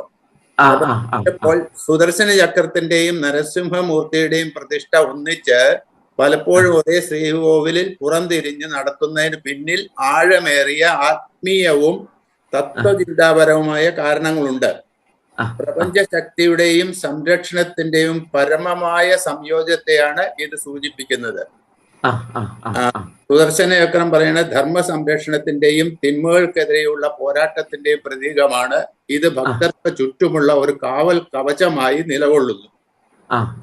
നരസിംഹമൂർത്തി തിന്മയെ നിഗ്രഹിക്കാനും ഭക്തരുടെ ഭയവും നെഗറ്റീവ് ഊർജവും ഇല്ലാതാക്കാനും അവതരിച്ച ഭഗവാൻ വിഷ്ണുവിന്റെ ഉഗ്രരൂപമാണ്. സംയോജനമായിട്ട് സുദർശന ചക്രത്തിന് തൊട്ടു പിന്നിൽ നരസിംഹസ്വാമി നിലകൊള്ളുന്നത് ആ സംരക്ഷണ കവചത്തിന് പിന്നിൽ തിന്മകളെ തകർത്തെറിയാൻ സർവശക്തനായ ഒരു ശക്തി എപ്പോഴും കാവലായുണ്ട് എന്നതിനെ കാണിക്കുന്നു. ആന്തരികമായും ശാന്തിയും ബാഹ്യകർമ്മവും. പല ക്ഷേത്രങ്ങളും സുദർശന ചക്രത്തിന് പിന്നിലുള്ള നരസിംഹമൂർത്തിയെ ധ്യാനാവസ്ഥയിലുള്ള യോഗ നരസിംഹ ശാന്തരൂപത്തിലാണ് പ്രതിഷ്ഠിക്കാറുള്ളത്. ഇത് ഒരു വലിയ തത്വചിന്ത നൽകുന്നു. അന്യായങ്ങൾക്കെതിരെ പോരാടാനുള്ള ബാഹ്യമായ കരുത്തിനോടൊപ്പം തന്നെ ഉള്ളിൽ ആത്മീയമായ ശാന്തതയും സ്ഥിരതയും ഉണ്ടായിരിക്കണം. സുദർശന ചക്രം ശരിയായ പ്രവൃത്തിയെ നയിക്കുന്ന ബുദ്ധിയെയും ക്രിയാശക്തി, നരസിംഹസ്വാമി അതിന് ഊർജം നൽകുന്ന ജീവശക്തിയെയും പ്രതിനിധീകരിച്ചിരിക്കുന്നു. സത്യം അത് തന്നെയാണത്.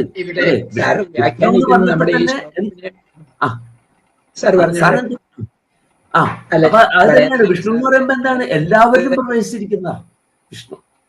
അത് തന്നെ എന്ത് ചെയ്യുന്നു, അത് എന്നാൽ സുദർശനവുമാണ്, ശോഭനമായ ദർശനവുമാണ്.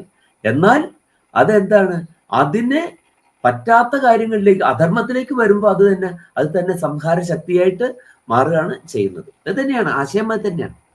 ശരി, അടുത്ത ശ്ലോകം കൂടെ കഴിഞ്ഞിട്ട് നമുക്ക് ചർച്ചയിലേക്ക് കിടക്കാമല്ലോ സാർ. അടുത്ത ശ്ലോകം കൂടെ ആയിക്കോട്ടെ. പ്രേമ പ്രേംഘോലദക്ഷി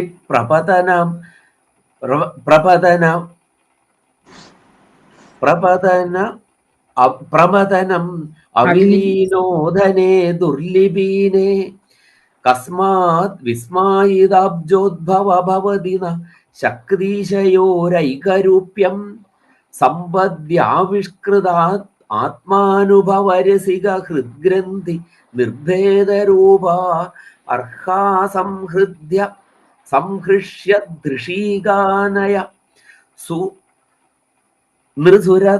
നൃസുരതരോ മയ്യരിപ്പാഡ്വിശാഖ. കാണാൻ ചെറിയ ബുദ്ധിമുട്ടുണ്ട് ചില ഭാഗത്ത്, ഒരല്പം ഇത് കുറഞ്ഞ പോലെ ഇരിക്കുകയാണ്. പ്രേംഘോലത് അക്ഷിപ്രപതനം അവിലീനെ അധനെ ദുർലിപീനെ കസ്മാത് വിസ്മായിത അബ്ജോദ്ഭവ ഭവതി ന ശക്തീശയോഹോ ഐകരൂപ്യം സമ്പതി ആവിഷ്കൃതാത്മാനുഭവ രസിക ഹൃദ്ഗ്രന്ഥി നിർഭേദരൂപ അർഹാ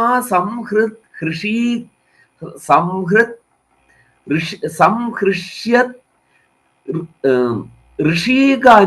ഋഷീകാന്വയ നൃസുരതരോ മയി അരിപ്പാഡ്വിശാഖ എന്ന് സന്ധിച്ഛേദം.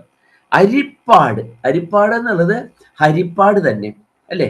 അരിപ്പാട് പറഞ്ഞ് എന്തായി തീർന്നു, ഹരിപ്പാട് തന്നെ അല്ലെ. ഗുരുവായൂർ കാണാം, എന്താണ് ഹരികന്യൂർ, എന്താണ് അരിയന്നൂർ എന്ന് പറയും, ഹരികന്യ എന്നാണ്. അത് മാറിയിട്ട് എന്തായി തീർന്നു, അരിയന്നൂരായി. നമ്മുടെ ശ്രീകൃഷ്ണ കോളേജൊക്കെ ഇരിക്കുന്ന, നമ്മുടെ ലക്ഷ്മി ശങ്കറിന്റെ കോളേജൊക്കെ ഇരിക്കുന്ന സ്ഥലമാണ് ഇത് അരിയന്നൂര്. അത് ഹരികന്യ എന്നതിലാണ് എന്തായത് അരിയന്നൂരായിട്ട് മാറിയത്. അപ്പോ ഹരിപ്പാട് നിവസിക്കുന്നവനായ സവിശേഷമായ സാന്നിധ്യത്തോടു കൂടിയിരിക്കുന്നവനായ ആ ദേവൻ, ഏത് ദേവനാണ് അവിടെ ഇരിക്കുന്നത്? വിസ്മായിത അബ്ജോദ്ഭവനാണ്. വിസ്മയിപ്പിക്കപ്പെട്ട അബ്ജോദ്ഭവനോട് കൂടിയിരിക്കുന്നവൻ. അബ്ജോദ്ഭവൻ ആരാണ്? അത് ബ്രഹ്മാവാണ്. ബ്രഹ്മാവിനെ വിസ്മയിപ്പിച്ചു. ഏത് ദേവനാണ് ബ്രഹ്മാവിനെ വിസ്മയിപ്പിച്ചത്? സാക്ഷാത് സുബ്രഹ്മണ്യൻ തന്നെ അല്ലെ. എങ്ങനെയാണ് വിസ്മയിപ്പിച്ചത്? 7 ദിവസം പ്രായമായ ഒരു കുഞ്ഞിനെ മാത്രം നിഗ്രഹിക്കാൻ കഴിയുന്നവനായ അതിശക്തനായ താരകാസുരനെ നിഗ്രഹിച്ച് ബ്രഹ്മാവിനെ പോലും വിസ്മയിപ്പിച്ചവനായ സാക്ഷാത് ആരാണ്? സുബ്രഹ്മണ്യ സ്വാമി. ആവിഷ്കൃത ആത്മാനുഭവ രസിക, ആവിഷ്കൃതമായ ആത്മാനുഭവം കൊണ്ട് രസിക്കുന്നവനായ ദേവൻ അല്ലെ. 7 ദിവസം പ്രായമായ ആ കുഞ്ഞിന്റെ മുന്നിൽ നമ്മളുടെ അശക്തിയെ നമ്മൾ ആവിഷ്കരിക്കുന്ന പക്ഷം അല്ലെ, അങ്ങ് വലിയ ശക്തനാണ്, ഞങ്ങളിതാ ഇത്രയൊക്കെ ആയിട്ട് ഞങ്ങളെ കൊണ്ട് മാറ്റിക്കളയാൻ പറ്റാത്തതായ അവസ്ഥാവിശേഷങ്ങൾ ഞങ്ങൾക്ക് വന്നു ചേർന്നിരിക്കുന്നു എന്ന് അവിടെ എന്താണ് അസ്മിതാലേശം ഏശാതെ ആത്മാവിഷ്കാരം നടത്തുന്നവരായ ആ അനുഭവത്തിൽ ആവിഷ്കാരത്തിൽ രസിക്കുന്നവനായ ദേവൻ. പിന്നെ എങ്ങനെയുള്ള ദേവൻ? ശക്തീശയോഹോ ഹൃദ്ഗന്ധി നിർഭേദരൂപ. ശക്തീശന്മാരുടെ, ശക്തി ദേവി പാർവതി ദേവി, ദേവിയുടെയും ഈശന്റെയും ഹൃദയഗ്രന്ഥി നിർഭേദം, ഓരോരുത്തർ 2 പേരുടെയും ഹൃദയഗ്രന്ഥികളുടെ നിർഭേദം വന്ന രൂപത്തിലുള്ളവനാണ് ഈ ദേവൻ. വലിയൊരു സത്യത്തിലേക്ക് അവിടെ വിരൽ ചൂണ്ടുകയാണ് ചെയ്യുന്നത്. ജായാപതിമാരുടെ, ജായയും പതി, ജായ പത്നിയാണ്. എന്തുകൊണ്ടാണ് ജായ എന്ന് പറയുന്നത്? ജായതേ അസ്യാം പുത്രത്വേന ഇതി ജായ. ഭാര്യയെ ഏറ്റവും ബഹുമാനത്തോടു കൂടി പറയുന്ന വാക്കാണ് ജായ എന്നത്. എന്തുകൊണ്ടാണ്? ജായതേ അസ്യാം പുത്രത്വേന, ഇവളിൽ പുരുഷൻ പുത്രനായി ജനിക്കുന്നു. ഭർത്താവ് തന്നെയാണത്രേ എന്തായിട്ട് ജനിക്കുന്നത്? മകനായി ജനിക്കുന്നത്. ആത്മാവൈ ജായതേ പുത്ര, ആത്മാവൈ പുത്രനാമാസി. നമ്മൾ മുമ്പൊരിക്കത് പറയുകയുണ്ടായി, നാമകരണത്തിൽ ആത്മാവൈ പുത്രനാമാസി. അപ്പൊ പുരുഷൻ തന്നെ, പിതാവ് തന്നെയാണ് എന്തായി ജനിക്കുന്നത്? പുത്രനായി ജനിക്കുന്നത്. അത് ആരിൽ ജനിക്കുന്നു? പത്നിയിൽ ജനിക്കുന്നു. ജായതേ അസ്യാം, ഇവളിൽ ജനിക്കുന്നു പുത്രനായി. അതുകൊണ്ട് ഇവൾ ആരാണ്? ഇവൾ ജായയാണ്. ജായ എന്ന പദം പ്രയോഗിച്ചാൽ അതിൽ പരം സ്ത്രീയുടെ മഹത്വത്തെയും ഭാര്യയുടെ ആ ഒരു മഹിമാതിരേഖത്തിന്റെയും പരാമർശകമായി വേറെ ഒരു പദം പറയാനില്ല. പത്നി എന്നൊക്കെ പറഞ്ഞാൽ അതിന്റെ അടുത്ത് വരില്ല. പത്നി എന്ന് പറഞ്ഞാൽ പത്യൂർന്നോ യജ്ഞ സംയോഗേ, യജ്ഞകാര്യങ്ങളിൽ പതിയോട് ചേർന്നിരിക്കുന്നവളായതുകൊണ്ടാണ് അതിൽ ന എന്ന പ്രത്യയം ചേർത്തിരിക്കുന്നത്. അല്ലെങ്കിൽ പതി എന്ന പദം പുല്ലിംഗത്തിലും സ്ത്രീലിംഗത്തിലും ഒരുപോലെ പ്രയോഗിക്കാവുന്ന പദമാണ് പതി എന്നുള്ളത്. ഇപ്പൊ നമ്മുടെ രാഷ്ട്രപതി അല്ലേ, ഒരു വനിതയാണ്. ആ വനിതയെ നമ്മൾ എന്താ പറയുന്നത്? രാഷ്ട്രപതി എന്നാണ്. കാരണം എന്താണ്? പതി ശബ്ദം പുല്ലിംഗത്തിലും സ്ത്രീലിംഗത്തിലും ഒരുപോലെ പ്രയോഗിക്കാം. പിന്നെ എന്തിനാണ് പത്നി എന്ന പദം? അവിടെയാണ് പത്യൂർന്നോ യജ്ഞ സംയോഗേ, യജ്ഞകാര്യങ്ങളിൽ പതിക്ക് തുണയായി അദ്ദേഹത്തോടൊപ്പം ഇരിക്കുന്നവൾ എന്ന അർത്ഥത്തിലാണ് പത്നി എന്ന പദം പ്രയോഗിക്കുന്നത്. അല്ലെങ്കിൽ പതി എന്ന് പ്രയോഗിച്ചാൽ മതി. അപ്പൊ യജ്ഞകാര്യങ്ങൾ മാത്രമേ അവൾ തുണയായിരിക്കുകയുള്ളൂ. നമ്മൾ ചെയ്യുന്ന എല്ലാ നല്ല കാര്യവും എന്താണ്? യജ്ഞമാണ്. നമ്മൾ അതല്ലാതെ താന്തോന്നിത്തം കാണിക്കാൻ തുടങ്ങുമ്പോൾ ഭാര്യ എന്ത് ചെയ്യും? അവളിലെ എല്ലാ സംഹാര ശക്തിയും ഉപയോഗിക്കും അല്ലേ. അതുകൊണ്ട് അവൾ ആരായിട്ട് മാറും? ദുർഗയായിട്ട് മാറും. അവിടെ ദുർഗയായിട്ട് മാറും. ആരാണ്? അല്ലാത്തടത്ത് ലക്ഷ്മി ദേവിയാണ് അല്ലേ, അന്നപൂർണേശ്വരിയാണ് അല്ലേ. അന്നമൊക്കെ നമുക്ക് തരുന്നതിൽ എന്തൊരു ശ്രദ്ധയാണ് അല്ലേ. പണത്തിന്റെ സൂക്ഷിപ്പുകാരി അവളാണ്. ഭർത്താവാണ് പണം ഉണ്ടാക്കുന്നതെങ്കിലും എന്താണ്, ആ കാലത്ത് പോലും അതിന്റെ സൂക്ഷിപ്പുകാരി അവളാണ്, സ്ത്രീയാണ്. അതാണ് അവളെ പ്രത്യേകമായിട്ട് അവൾക്ക് ആ ചുമതല ഏൽപ്പിച്ചു കൊടുത്തിട്ടുള്ളത്. അതുമായി ബന്ധപ്പെട്ട സ്മൃതി നിയമങ്ങളൊക്കെ ഉണ്ട്. ആ സ്മൃതി നിയമങ്ങളുടെ താല്പര്യം മനസ്സിലാക്കാതെ നമ്മൾ സ്മൃതികളെ നിന്ദിക്കുന്നുണ്ട് എന്നത് വേറൊരു കാര്യം. ആ സ്ത്രീ സ്വാതന്ത്ര്യം അർഹതി എന്ന് പറഞ്ഞിടത്ത് വരെ എന്തുണ്ട്? ഈ നിയമത്തിന്റെ ഒരു പിൻബലം, ഒരു സബ്സ്ട്രാറ്റം, ഒരു അടിപ്പാളി അതിൽ ഉണ്ട് എന്നുള്ളത് നമ്മൾ മറക്കാൻ പാടില്ല. അപ്പോ അങ്ങനെ എന്താണ്, എവിടെ നമ്മൾ വ്യതിചലിക്കുന്നുവോ അവിടെ എന്തായിട്ട് മാറുന്നു? അവിടെ ദുർഗയായി മാറി, ദുർഗയും ചാമുണ്ടയും ഒക്കെയായി മാറുന്നവളാണ് ദേവി. അപ്പോ അതുകൊണ്ട് ആ വിധത്തിൽ ശക്തിയാണ് നമ്മൾ എന്താണ്? ശക്നോതി, ശക്തമായി തീരുന്നു. അവരുടെ പിന്തുണയിലാണ് എന്ത് ചെയ്യുന്നത്? ശക്തമായി തീരുന്നത്. അതിലൂടെയാണ് നമ്മൾ എന്തായി തീരുന്നത്? നമ്മൾ വീണ്ടും പല രൂപത്തിൽ ഏകോഹം ബഹുസ്യാം, ഒന്നായ ഞാൻ പലതായി തീരട്ടെ എന്നുള്ള ഇച്ഛയുടെ ഫലമായിട്ടാണ് എന്തുണ്ടായത്? പ്രപഞ്ച സൃഷ്ടി ഉണ്ടായിട്ടുള്ളത്. ഇതേ ഇച്ഛ ഇന്നും അതീവ പ്രബലമായി നമ്മളിൽ വർത്തിക്കുന്നു. ഒരാൾ എന്തുകൊണ്ടാണ് നമ്മൾ വിചാരിക്കാറുണ്ട്, എന്തുകൊണ്ടാണ് സെക്സ് എന്ന് പറയുന്നത്, ലൈംഗികത ഇത്രയും പ്രോമിനന്റ് ആയി നിൽക്കുന്നു, പ്രബലമായി നിൽക്കുന്നത്? ഇത് ആദ്യം തന്നെ ഉണ്ടായ ഇച്ഛയാണ് പരബ്രഹ്മത്തിൽ. ഏകോഹം ബഹുസ്യാം, ഒന്നായ ഞാൻ പലതായി തീരട്ടെ. അതുകൊണ്ടാണ് അങ്ങനെ ഉണ്ടായത്. കാരണം എന്താണ്? യദേകലോ ന ശക്നോഷി രന്തും സ്വൈരം ചരപ്രഭോ. ഒന്ന് മാത്രമായിരിക്കുമ്പോൾ എന്തില്ല? അവിടെ രമിക്കുവാൻ പര്യാപ്തമായ യാതൊന്നുമില്ല. അതുകൊണ്ടാണ് ഒന്നായ ഞാൻ പലതായി തീരട്ടെ എന്ന ഇച്ഛയുണ്ടായത്. ഇങ്ങനെ പലതായി തീരുന്ന ആ ഇച്ഛയാണ് എന്തിലേക്ക് എത്തിക്കുന്നത്? ലൈംഗികതയിലേക്ക് എത്തിക്കുന്നത്. ലൈംഗികതയിലേക്ക് വരുമ്പോൾ എന്തായിത്തീരുന്നു? അവിടെ എന്താണ്? ഹൃദ്ഗ്രന്ഥി ഭേദിക്കപ്പെട്ട് രണ്ടുപേരും രണ്ടായിരിക്കുന്ന രണ്ട് ഹൃദയങ്ങളുടെ പരിമിതികൾ ഭേദിച്ച് രണ്ടും ഒന്നായി തീരുമ്പോഴാണ് എന്തുണ്ടാകുന്നത്? അതിൽ നിന്ന് സൃഷ്ടിയുണ്ടാകുന്നത്. അവിടെയാണ് രണ്ടുപേരും ഒന്നായി തീരുകയാണ്. ലൈംഗികതയുടെ സവിശേഷത ആലോചിച്ചാൽ തന്നെ നമുക്കത് അറിയാൻ പറ്റും. അവിടെ എന്തില്ല?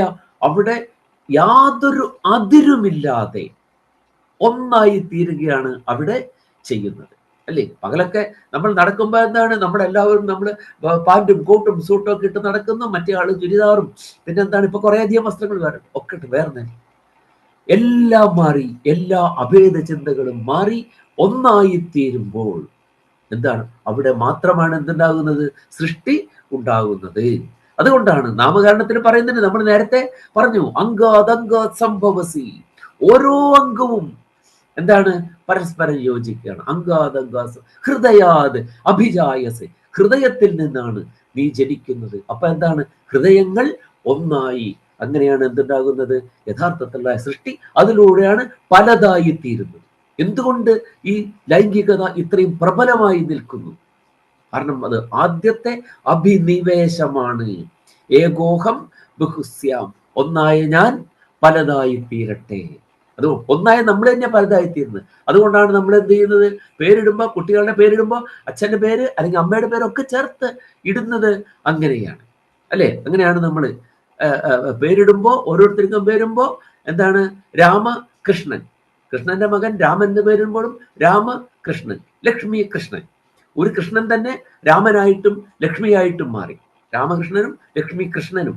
എന്തുകൊണ്ട്? രണ്ടിലും കൃഷ്ണൻ. രാമൻ എന്ന കൃഷ്ണൻ രാമകൃഷ്ണൻ, ലക്ഷ്മി എന്ന കൃഷ്ണൻ ലക്ഷ്മി കൃഷ്ണൻ. അപ്പൊ ഒരു കൃഷ്ണൻ തന്നെ എന്തായിട്ട് രാമനായും ലക്ഷ്മിയായിട്ടും പിന്നെ എന്താണ് ഭരതനായിട്ടും ഒക്കെ പല രൂപത്തിലേക്ക് മാറുകയാണ്. അതുകൊണ്ടാണ് നമ്മൾ ഈ പേരില് ഈ പേരും കൂട്ടിയിട്ട് ഇടുന്നത്, അല്ലാതെ വെറുതെ അല്ല. രാമൻ നായർ എന്ന് പറഞ്ഞ ആരാണ്? രാമൻ എന്ന നായർ, രാമൻ നായർ. അതുപോലെ തന്നെയാണ് നമ്മൾ ഈ പേര് ഓരോന്നും ഇടുമ്പോൾ, അച്ഛൻ്റെ പേരിടുമ്പോൾ അതായി തീരുന്നത്. അപ്പോൾ ഏകോഹം ബഹുസ്യാം, ഒന്നായ ഞാൻ പലതായി തീരട്ടെ എന്നർത്ഥം. അപ്പോ ശക്തിയുടെയും ഈശന്റെയും ഹൃദ്ഗന്ധി നിർഭേദ രൂപ, അവരുടെ രണ്ടുപേരുടെയും ഹൃദ്ഗന്ധികൾ നിർഭിന്നമായി നിശേഷേണ ഭേദിക്കപ്പെട്ട് ഒന്നായി തീർന്നതിന്റെ ഫലമായിരിക്കുന്ന ദേവൻ എന്നർത്ഥം. ഇനി അർഹ സംഹൃദൃഷീകാന്വയ നൃസുരതരോ അർഹ സംഹൃഷ്യത്. അർഹ, അർഹ എന്ന് പറഞ്ഞാൽ അർഹണ, പൂജ, നമസ്യ. എന്താണ്? പൂജ എന്നർത്ഥം. പൂജ കൊണ്ട് സംഹൃഷ്യത്, സംഹൃഷ്യത് സംഹർഷം അനുഭവിക്കുന്നത്. പൂജ കൊണ്ട് സംപ്രീതമായി തീരുന്ന ഹൃഷീകാന്വയ, ഹൃഷീകം. ഹൃഷീകം എന്താണ്? ഹൃഷീകം എന്ന് പറഞ്ഞാല് ഇന്ദ്രിയം. അർജുനനെ ഹൃഷീകേശൻ, ഋഷികേശൻ എന്ന് പലരും പറയാറുണ്ട്. അതിന് വികൃതമായ അർത്ഥവും പലരും പറയാറുണ്ട്. ഋഷിയെ പോലെ കേശമുള്ളവൻ. ഋഷിക്ക് കേശമില്ലെങ്കിലും ഋഷിയാകാം. എന്തുണ്ടായാൽ മതി? ദർശനം ഉണ്ടായാൽ മതി.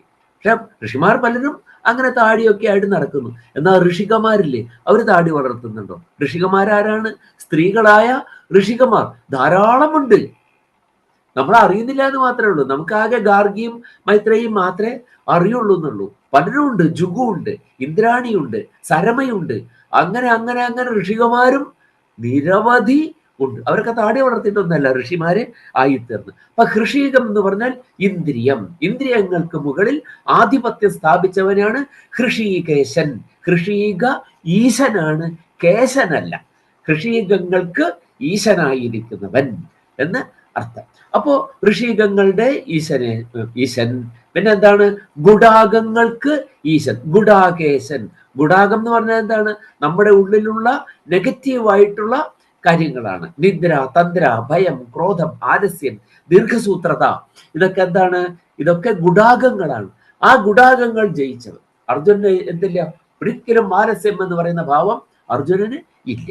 അപ്പൊ അങ്ങനെ അദ്ദേഹം ഗുഡാകേശനും, കൃഷ്ണൻ എന്താണ്? ഹൃഷീകങ്ങൾക്ക് ഈശനുമാണ്. അപ്പോൾ സന്തോഷിക്കുന്ന ഹൃഷീകങ്ങളുടെ അന്വയത്തോടു കൂടിയവൻ. ഹൃഷീകങ്ങൾ ഇന്ദ്രിയങ്ങൾ, ഇന്ദ്രിയങ്ങളുടെ അന്വയ. അന്വയം എന്ന് പറഞ്ഞാൽ എന്താണ്? കൂട്ടം എന്നാണ് അർത്ഥം. കുലം. നമ്മുടെ ശ്ലോകത്തിന്റെ അന്വയം അനു അയഹ. അനു എന്ന് പറഞ്ഞാൽ എന്താണ്? പിന്നാലെ, പിന്നാലെ പോക്കുന്നതാണ്. അറേ അല്ലെ? ഒരു ശ്ലോകം എടുത്താൽ അതിലെ വാക്കുകളുടെ അറേ, അതിനാണ് നമ്മൾ എന്താ പറയാ? അനു അയഹ, പിന്നാലെ പോക്ക്.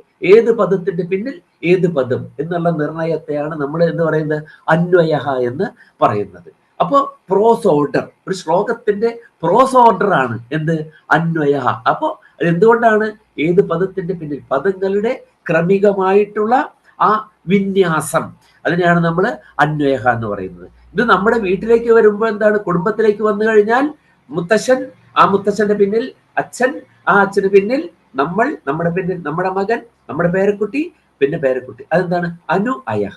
അപ്പൊ അന്വയത്തെ എന്തിനേയും പറയും? വംശത്തെയും അന്വയം എന്ന് പറയും. അതാണ് രഘൂണാം അന്വയം വക്ഷ്യേ. കാളിദാസൻ പറയാണ് രഘുവംശ മഹാകാവ്യത്തിൽ, രഘൂണാം അന്വയം വക്ഷ്യേ. രഘുവംശ രാജാക്കന്മാരുടെ അന്വയത്തെ ഞാനിതാ പറയുന്നു. അതാണ് രഘുവംശം എന്ന് പറയുന്നത്.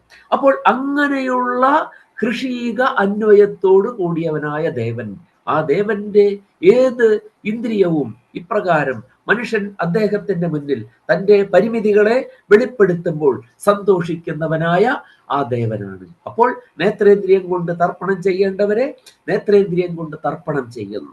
തർപ്പണം എന്ന് പറഞ്ഞാൽ എന്താണ്? തൃപ്തിപ്പെടുത്തലിനെയാണ് തർപ്പണം എന്ന് പറയുന്നത്, അല്ലെ? അപ്പൊ നേത്ര തർപ്പണം, കണ്ണുകളെ സന്തോഷിപ്പിക്കുന്ന നല്ല കാഴ്ചകളെ നമുക്ക് എന്ത് പറയാം? നേത്ര തർപ്പണമായ കാഴ്ച. നല്ലൊരു ഗാനം കേൾക്കുകയാണെങ്കിൽ, നല്ല ഹൃദ്യമാണെങ്കിൽ ശ്രോത്ര തർപ്പണമായ ഗാനം. കാതുകളെ തർപ്പണം ചെയ്യുന്ന, തൃപ്തിപ്പെടുത്തുന്നത് എന്നർത്ഥം. അപ്പൊ പിതൃക്കളെ നമ്മൾ തർപ്പണം ചെയ്യുക എന്ന് പറഞ്ഞാൽ എന്താർത്ഥം? നമ്മുടെ പ്രവൃത്തികൾ കൊണ്ട് പിതൃക്കൾ തൃപ്തിപ്പെടുന്നു. എൻ്റെ മക്കൾ എന്നെ ഇപ്പോഴും ഓർക്കുന്നുണ്ടല്ലോ എന്ന് ഓർത്ത് പിതൃക്കൾക്ക് സന്തോഷമുണ്ടാകുന്നു എന്നാണ് പിതൃതർപ്പണം എന്ന പദത്തിന്റെ അർത്ഥം. അങ്ങനെ തൃപ്തിപ്പെടുത്തുന്ന മനുഷ്യൻ അവരുടെ പരിമിതികളെ വെളിപ്പെടുത്തുമ്പോൾ അതിൽ തൃപ്തിപ്പെടുന്ന ഇന്ദ്രിയഗണങ്ങളോട് കൂടിയവൻ. ഏതിന്ദ്രിയവും അത് കേൾക്കേണ്ടതിനെ കേൾക്കുന്നു, കാണേണ്ടതിനെ കാണുന്നു, രുചിച്ചറിയേണ്ടതിനെ അങ്ങനെയും ചെയ്യുന്നു. അതുപോലെ കർമ്മേന്ദ്രിയങ്ങൾ കൊണ്ട് അനുഷ്ഠിക്കേണ്ട കാര്യങ്ങൾ അത് അനുഷ്ഠിക്കുന്നവനായ ആ ദേവൻ എന്നർത്ഥം. പിന്നെ നൃസുരതരോ, നരന്മാര്, നരന്മാർക്ക് സുരതരുവായിരിക്കുന്നവൻ. സുരതരു കൽപ്പവൃക്ഷം, സർവ അഭീഷ്ട പ്രദായിയായ കൽപ്പവൃക്ഷം ആയിരിക്കുന്ന അരിപ്പാട് വിശാഖ. അരിപ്പാട് ദേശത്ത് വസിക്കുന്നവനായ, അവിടുത്തെ മന്ദിരത്തിൽ സവിശേഷ സാന്നിധ്യത്തോടെ വർത്തിക്കുന്നവനായ വിശാഖൻ. വിശാഖം, വിശാഖ നക്ഷത്രത്തിൽ ജനിച്ചവൻ, അല്ലെ? വിശാഖ നക്ഷത്രം, രാധ നക്ഷത്രം എന്നും പറയുമല്ലോ അതിനെ. വിശാഖം, അനിഴം. വിശാഖം കഴിഞ്ഞ പിന്നെ നക്ഷത്രം എന്താണ്? അനിഴം. അനിഴം എന്താണ്? അനുരാധ. വിശാഖ നക്ഷത്രത്തെ രാധാ നക്ഷത്രം എന്ന് പറയുന്നത് കൊണ്ടാണ് അത് കഴിഞ്ഞു വരുന്ന അനിഴത്തെ എന്ന് പറയുന്നത് അനുരാധ എന്ന് പറയുന്നത്. ആ അനുരാധയാണ് നമുക്ക് എന്തായി മാറിയത്? അനിഴമായിട്ട് മാറിയത്. അപ്പൊ വിശാഖ നക്ഷത്രത്തോട് കൂടിയവനായ അല്ലയോ ദേവ, അങ്ങയുടെ പ്രേമ പ്രേങ്കോല്ലത് അക്ഷിപ്രപതനം. പ്രേമം കൊണ്ട് പ്രേങ്കോല്ലത്.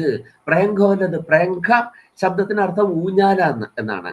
പ്രേങ്കോലത് എന്ന് പറഞ്ഞാൽ പ്രേങ്കം, ഊഞ്ഞാല് ആടിക്കൊണ്ടിരിക്കുന്നു, ഊഞ്ഞാലാടിക്കൊണ്ടിരിക്കുന്ന അക്ഷിപ്രപതനം, പ്രപതനം, അക്ഷികളുടെ പ്രപതനം, കണ്ണുകളുടെ വീഴ്ച. എപ്പോഴും ഇങ്ങനെ ആരാണ് തന്നെ അഭയം തേടുന്നത് എന്നുള്ള ആ അന്വേഷണത്തിൽ എന്താണ്? എപ്പോഴും ഇളകിക്കൊണ്ടിരിക്കുന്ന, ഊഞ്ഞാലാടിക്കൊണ്ടിരിക്കുന്ന അങ്ങയുടെ കണ്ണുകളുടെ ആ പ്രപതനം, അതായത് ദൃഷ്ടിയുടെ പതനം, ദൃഷ്ടിയെ പതിപ്പിക്കൽ. ഐകരൂപ്യം സമ്പദ്യ, ഈ ദൃഷ്ടികളെല്ലാം ഐകരൂപ്യം സമ്പദ്യ, ഐകരൂപ്യം സമ്പദ്യ ഏകരൂപതയെ പ്രാപിച്ച് ഒന്നായി ചേർന്ന് അങ്ങയുടെ ദൃഷ്ടികളെല്ലാം, അല്ലെ, ഷൺമുഖനാണ്, അല്ലെ, ആ ഷൺമുഖനായതുകൊണ്ട് തന്നെ എത്ര കണ്ണുകൾ ഉണ്ടെന്ന് നമുക്ക് പ്രതീക്ഷിക്കാം. അതുകൊണ്ട് തന്നെ 18 കണ്ണുകളെങ്കിലും ഉണ്ട്, അല്ലെ, ഓരോന്നിനും 3 കണ്ണുകൾ വെച്ച് നോക്കിയാൽ തന്നെ. കാരണം ശിവ തേജസ്സാണ്. അപ്പൊ എന്തുണ്ട്? ആ സവിശേഷതകളൊക്കെ ഉണ്ട്. ആത്മാവൈ ജായതേ പുത്ര, പിതാവിന് എന്തെല്ലാം സവിശേഷതകളുണ്ടോ മാതാപിതാക്കൾക്ക്, അതൊക്കെ ആർക്കുണ്ട്? അതൊക്കെ പുത്രനും ഉണ്ട്. അങ്ങനെ ആ അക്ഷികൾ ഒന്നായി ചേർന്ന് എന്താണ്? ഐകരൂപ്യം സമ്പദ്യ അവിലീനെ. എന്നാൽ എന്റെ കാര്യത്തിൽ നോക്കിയാൽ ഞാൻ എന്താണ്? ഐകരൂപ്യം പ്രാപിച്ച് അവിലീനനാണ്, വിലയം പ്രാപിച്ചിട്ടില്ലാത്തവനാണ് ഞാൻ. എന്തുമായി ഐകരൂപ്യം പ്രാപിക്കുക? ബ്രഹ്മവുമായി ഐകരൂപ്യം പ്രാപിച്ച് അതിൽ വിലീനനാകുക. വിലീനാകുമ്പോ എന്തായി തീർന്നു? കൈവല്യം എത്തുക, കേവലം ഒന്നായി തീരുക. അങ്ങനെ ഒരു അവസ്ഥയിലേക്ക് ഞാൻ എത്തിയിട്ടില്ല. എത്തിയാൽ പിന്നെ എന്തുണ്ടാവില്ല? പിന്നെ ദുഃഖങ്ങളൊന്നും ഉണ്ടാകുന്നില്ല. പിന്നെ അവിടെ നോട്ടത്തിന്റെയും ആവശ്യമില്ല. എന്നിലുള്ളതിനെ തന്നെ ഞാൻ നോക്കേണ്ട കാര്യമില്ലല്ലോ. അപ്പൊ അതുകൊണ്ട് വിലീനമായി തീർന്നിട്ടില്ലാത്ത എന്നിൽ, തന്നെയുമല്ല അധനനുമായ എന്നിൽ, അധനൻ നിർധനൻ, നിർധനനുമായ എന്നിൽ, എനിക്ക് ധനമായിട്ട് ഒന്നും ഇല്ല. ധനം ആണെങ്കിൽ എന്ത് ചെയ്യാൻ പറ്റണം? എനിക്ക് ആവശ്യമുള്ളതെല്ലാം എനിക്ക് വാങ്ങാൻ പറ്റണം. ധനം, അല്ലെ, വിനിമയം ചെയ്യുന്നതാണ് ധനം എന്ന് പറയുന്നത്. എനിക്കില്ലാത്തത് ധനം കൊടുത്ത് വാങ്ങാൻ പറ്റും. അപ്പൊ ധനമുണ്ടെങ്കിൽ എനിക്കില്ലാത്തത് എന്തുണ്ടോ അത് വാങ്ങാൻ പറ്റും, അല്ലെ. നമുക്കൊക്കെ ഒരു പരിമിതമായ ധനം നമുക്കുണ്ട്. അത്യാവശ്യത്തിന് ചെറിയ കാര്യങ്ങളൊക്കെ തൽക്കാലത്തേക്ക് വാങ്ങാൻ, കിടക്കാരുടെ ശയ്യ വേണമെങ്കിൽ അതൊക്കെ വാങ്ങാൻ പറ്റും. പക്ഷേ ആത്യന്തികമായി നമ്മൾ വാങ്ങേണ്ടതൊന്നും വാങ്ങാൻ പറ്റുന്ന വിനിമയ സാമർഥ്യമുള്ള ധനം ഇല്ലാത്തവനാണ് നമ്മൾ. തന്നെയുമല്ല ദുർലിപീനഹ, ദുഷിച്ച ലിപിയുടെ പ്രഭാവത്തോട് കൂടിയവനാണ്. തലയിലെഴുത്ത് എന്ന് പറയുന്നില്ലേ, ലലാട ലിഖിതാരേഖ പരിമാഷ്ടം ന ശക്യത. അത് ആർക്കും പരിമാർജനം ചെയ്യാൻ പറ്റില്ല. ബ്രഹ്മാവിനും പറ്റില്ല, ഹരനും പറ്റില്ല, ആർക്കും പറ്റില്ല. അതുകൊണ്ടാണ് സാക്ഷാത് ഹരൻ തന്നെ, ശ്രീ പരമേശ്വരൻ തന്നെ എന്താണ് കപാലവും ധരിച്ച് ഭിക്ഷാന്തേഹിയായി നടക്കേണ്ടി വന്നത്, അല്ലേ. ഭിക്ഷയാചിക്കുക അത് ശ്രീ പരമേശ്വരന് പോലും ഒഴിവാക്കാൻ പറ്റിയിട്ടില്ല, വിഷ്ണു ഭഗവാനും ഒഴിവാക്കാൻ പറ്റിയിട്ടില്ല, അല്ലെ. മഹാബലിയുടെ അടുത്ത് ചെന്ന് 3 അടി മണ്ണ് തരണേ എന്ന് യാചിക്കേണ്ട ഗതികേട് ആർക്ക് വന്നു? വിഷ്ണു ഭഗവാനും വന്നിട്ടുണ്ട്. എല്ലാവർക്കും ഈ ഗതികേട് വന്നിട്ടുണ്ട്. ഇന്നും ബ്രാഹ്മണ്യത്തിലേക്ക് വരുന്ന സമയത്ത് എന്താണ് ഉപനയനം ചെയ്യുന്ന ആൾ ആദ്യം തന്നെ എന്താണ് ചെയ്യുന്നത്? ഭിക്ഷയാചിക്കുകയാണ് ചെയ്യുന്നത്. ആരുടെ അടുത്ത് പോയി ഭിക്ഷ യാചിക്കണം? സ്ത്രീയുടെ അടുത്ത് പോയിട്ട് ഭിക്ഷ യാചിക്കണം, അല്ലെ. മാതരം വാ, മാതാവിനോടോ മാതാവിന്റെ സ്വസാവിനോടോ സഹോദരിയോടോ പിതാവിന്റെ സഹോദരിയോടോ സ്വന്തം സഹോദരിയോടോ. ഇനി യാചൈനം ന അവമാനയേ, ഇവരാരും ഇല്ലെങ്കിൽ യാച ഏനം ന അവമാനയേ, തന്നെ അവമാനിക്കാത്ത ഒരു സ്ത്രീയുടെ അടുത്ത് പോയി ഭിക്ഷ യാചിക്കണം എന്നാണ്. തന്നെ അവമാനിക്കാത്ത സ്ത്രീയുടെ അടുത്ത് പോയി ഭിക്ഷ യാചിക്കണം. അപ്പൊ ഭിക്ഷ യാചിക്കുക എന്നുള്ളത് ഒഴിവാക്കാൻ വയ്യാത്ത ഒന്നാണ്. അതൊരു ശിരോലിഖിതം ആണ്. ഇവിടെ പ്രത്യേകിച്ച് എന്താണ് പിഴവ് വന്ന തലയിലെഴുത്തുകൾ എന്ന് പറഞ്ഞാൽ നമുക്ക് അഭികാമ്യമല്ലാത്ത എന്നേ നമുക്ക് പറയാൻ പറ്റുള്ളൂ. പിഴവ് വന്നൊന്നും നമുക്ക് ശരിക്കും ചിന്തിച്ചാൽ ഇതിനെ പറയാൻ പറ്റില്ല. കാരണം എന്താണ്? ഇതെല്ലാം ആവശ്യമാണ്. എല്ലാ തരത്തിലുമുള്ള മനുഷ്യരും ആവശ്യമാണ്. നമ്മൾ നേരത്തെ പറഞ്ഞു വിഷവൃക്ഷങ്ങൾ പോലും ആവശ്യമാണ്, വിഷജന്തുക്കൾ പോലും ആവശ്യകമാണ് എന്ന് പറയുമ്പോൾ എന്താണ്? വിഭിന്ന സ്വഭാവങ്ങളോട് കൂടിയവരും ആവശ്യമാണ്. അപ്പോ ദുർലിപീനെ മയി കസ്മാത് നഭവതി, എന്നിൽ എന്തുകൊണ്ട് ഉണ്ടാകുന്നില്ല? അങ്ങയുടെ ദൃഷ്ടികൾ എന്നിൽ എന്തുകൊണ്ട് പതിക്കുന്നില്ല എന്നുള്ള ചോദ്യമാണ് അവിടെ ഉള്ളത്. ഭക്തന് എന്താണ് ഈശ്വരനോട് ഇങ്ങനെയും ചോദിക്കാൻ, പരിഭവമാർന്ന് ചോദിക്കാൻ പോലുമുള്ള അവകാശം ഉണ്ട്, അധികാരമുണ്ട് എന്നത് ഭാരതീയ സംസ്കാരത്തിന്റെ ഒരു സവിശേഷതയാണ് എന്നും കൂടെ മനസ്സിലാക്കുക. പ്രേംഘോലദക്ഷിപ്ത പ്രപതനമലി വിലീനേ ധനേ ദുർലിപീനേ കസ്മാത് വിസ്മായിദബ്ജോദ്ഭവ ഭവതി നാ ശക്തിശയോരൈകരൂപ്യം സമ്പദ്യാവിഷ്കൃതാത്മാനുഭവരസിക ഹൃദ്ഗ്രന്ഥി നിർഭേദരൂപ അർഹാ സംഹൃഷ്യദൃശീകന്വയ ദൃസുരതരോ മയ്യനിപ്പാഡ് നമസ്തേ. സാറ് ഞാനൊന്ന് എഴുതി നോക്കിയതൊന്ന് വായിക്കട്ടെ. ആ ആ ആ ആയിക്കോളൂ ആയിക്കോളൂ. ശിവശക്തിലയത്തിൽ ഹൃദ്ഗ്രന്ഥികൾ ഭേദിച്ചൊന്നായുരുവായി ഭവാൻ.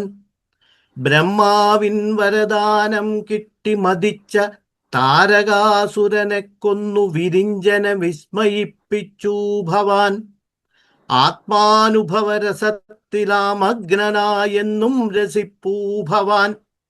പൂജാദികളിൽ പ്രസന്നനായി വിരാജിപ്പൂ ഭവാൻ. സർവാഭീഷ്ടങ്ങൾ നൽകും കൽപ്പവൃക്ഷമായി ഹരിപ്പാട് ദേശേ സ്കന്ദനായി കുടികൊള്ളുന്നു ഭവാൻ. ഭക്തിപ്രഹർഷത്തിൽ അങ്ങേ കൃപാലോലുതയിൽ ഇനിയും അഭിരമിച്ചിട്ടില്ലാത്ത എന്നിൽ ഈശ്വരനുമായേകീഭാവം ഇനിയും കൈവന്നിട്ടില്ലാത്ത നിർധനനാമെന്നിൽ തലയിലെഴുത്തിൽ എഴുമേറെ അക്ഷരത്തെറ്റുകളാൽ വലയും ഭാഗ്യഹീനനാമെന്നിൽ അങ്ങേ കരുണാകടാക്ഷപ്രസാദമെന്തേ ഇനിയും പതിക്കുന്നതില്ല ദേവാ. ശരിയാണ്, തെറ്റൊന്നുമില്ല. നന്നായിട്ടുണ്ട്. എല്ലാ ആശയവും അതിൽ വന്നിട്ടുണ്ട്. കവിതയായിട്ട് എഴുതാൻ വലിയ പാടായ നിർത്തിയുള്ളൂ. ഇത്തിരി പാട് തന്നെയാണ് അത് ഇത്ര ഇതായിട്ട് കൂട്ടി വച്ചിരിക്കുന്ന സംഗതിയല്ലേ അത്. അതെ അതെ, അതും ഇദ്ദേഹം എഴുതിയ തീർത്ഥപാദര എഴുതിയ അത്രയും സംക്ഷിപ്തമായിട്ട് ഒരിക്കലും അത് എഴുതാൻ പറ്റില്ല. അത് തുറന്നാൽ ഈ പറയുന്നത് പോലെ ഈ ഒരു മുട്ട വിരിഞ്ഞ കുഞ്ഞ് പുറത്തേക്ക് വന്നത് പോലെയാ. കോഴിമുട്ട വിരിഞ്ഞ കുഞ്ഞ് പുറത്തേക്ക് വന്ന പിന്നെ അത് അതിൻ്റെ ഉള്ളിൽ ഒതുങ്ങില്ല. അതെ അതെ, നല്ലൊരു ഉദാഹരണം, ഗംഭീര ഉദാഹരണമാണ്. ആ വിധത്തിലാണത്. നന്നായിട്ടുണ്ട്.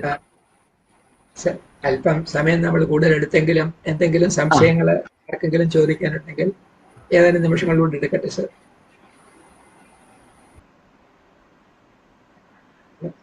വളരെയേറെ ചിന്തോദ്ദീപകങ്ങളായിരുന്നു സാറിന്റെ ഓരോ വ്യാഖ്യാനത്തിലും നമുക്ക് പറഞ്ഞു തന്നുകൊണ്ടിരുന്ന കാര്യങ്ങൾ.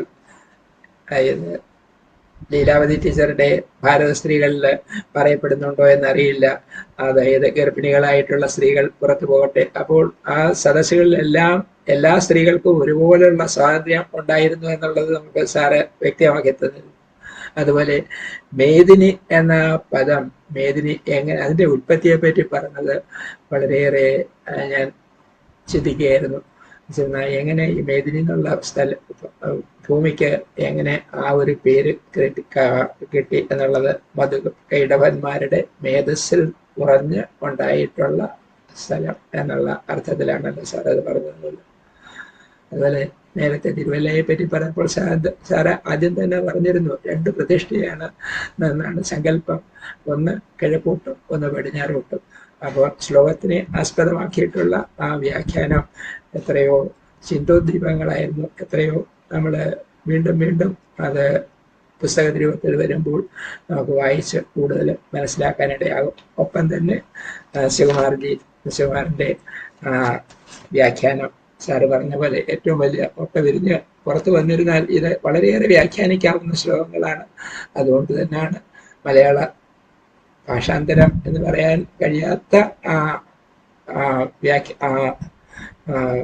രൂപത്തിൽ നമുക്ക് പ്രസന്റ് ചെയ്ത് കിട്ടുമ്പോൾ അത് ഏറ്റവും വളരെ വിലപ്പെട്ടതായിരിക്കും. മറ്റ് ആർക്കെങ്കിലും കൂടുതലായിട്ട് എന്തെങ്കിലും പറയാൻ ഉണ്ടെങ്കിൽ ചന്ദ്രമോഹൻ, പ്രത്യേകിച്ച് ഇല്ല എങ്കിൽ നമുക്ക് പതിപോലെ പ്രാർത്ഥനയോട് അവസാനിപ്പിക്കാം. ഓം വിദ്യാധിരാജായ നമഃ. മനോബുദ്ധി नास्त्यहङ्कारचित्तानि नाहं न च श्रोत्रजिह्वे न च घ्राणनेत्रे न च व्योमभूमिर्न तेजो न वायुः चिदानन्दरूप शिवोऽहं शिवोऽहं चिदानन्दरूप शिवोऽहं शिवोऽहं न च प्राणसंज्ञो न वै पञ्चवायुः न वा सप्तधातुर्न वा पञ्चकोशः न वाक्पाणिपादं न चोपस्थपायुः चिदानन्दरूप शिवोऽहं शिवोऽहं चिदानन्दरूप शिवोऽहं शिवोऽहं न मे द्वेषरागौ न मे लोभमोहौ मदो नैव मे नैव मात्सर्यभावः न धर्मो न चार्थो न कामो न मोक्षः चिदानन्दरूप शिवोऽहं शिवोऽहं चिदानन्दरूप शिवोऽहं शिवोऽहं न पुण्यं न पापं न सौख्यं न दुःखं न मन्द्रो न तीर्थं न वेदा न यज्ञाः अहं भोजनं नैव भोज्यं न भोक्ता चिदानन्दरूप शिवोऽहं शिवोऽहं चिदानन्दरूप शिवोऽहं शिवोऽहं न मृत्युर्न शङ्का न मे जातिभेदः पिता नैव मे नैव माता च जन्म न बन्धुर्न मित्रं गुरुर्नैव शिष्यः चिदानन्दरूप शिवोऽहं शिवोऽहं चिदानन्दरूप शिवोऽहं शिवोऽहम् अहं निर्विकल्पो निराकाररूपो विभुत्वाच्च सर्वत्र सर्वेन्द्रियाणां न चासङ्गतं नैव मुक्तिर्न मेयः चिदानन्दरूप शिवोऽहं शिवोऽहं चिदानन्दरूप शिवोऽहं शिवोऽहं चिदानन्दरूप शिवोऽहं शिवोऽहम् ॐ गुरुभ्यो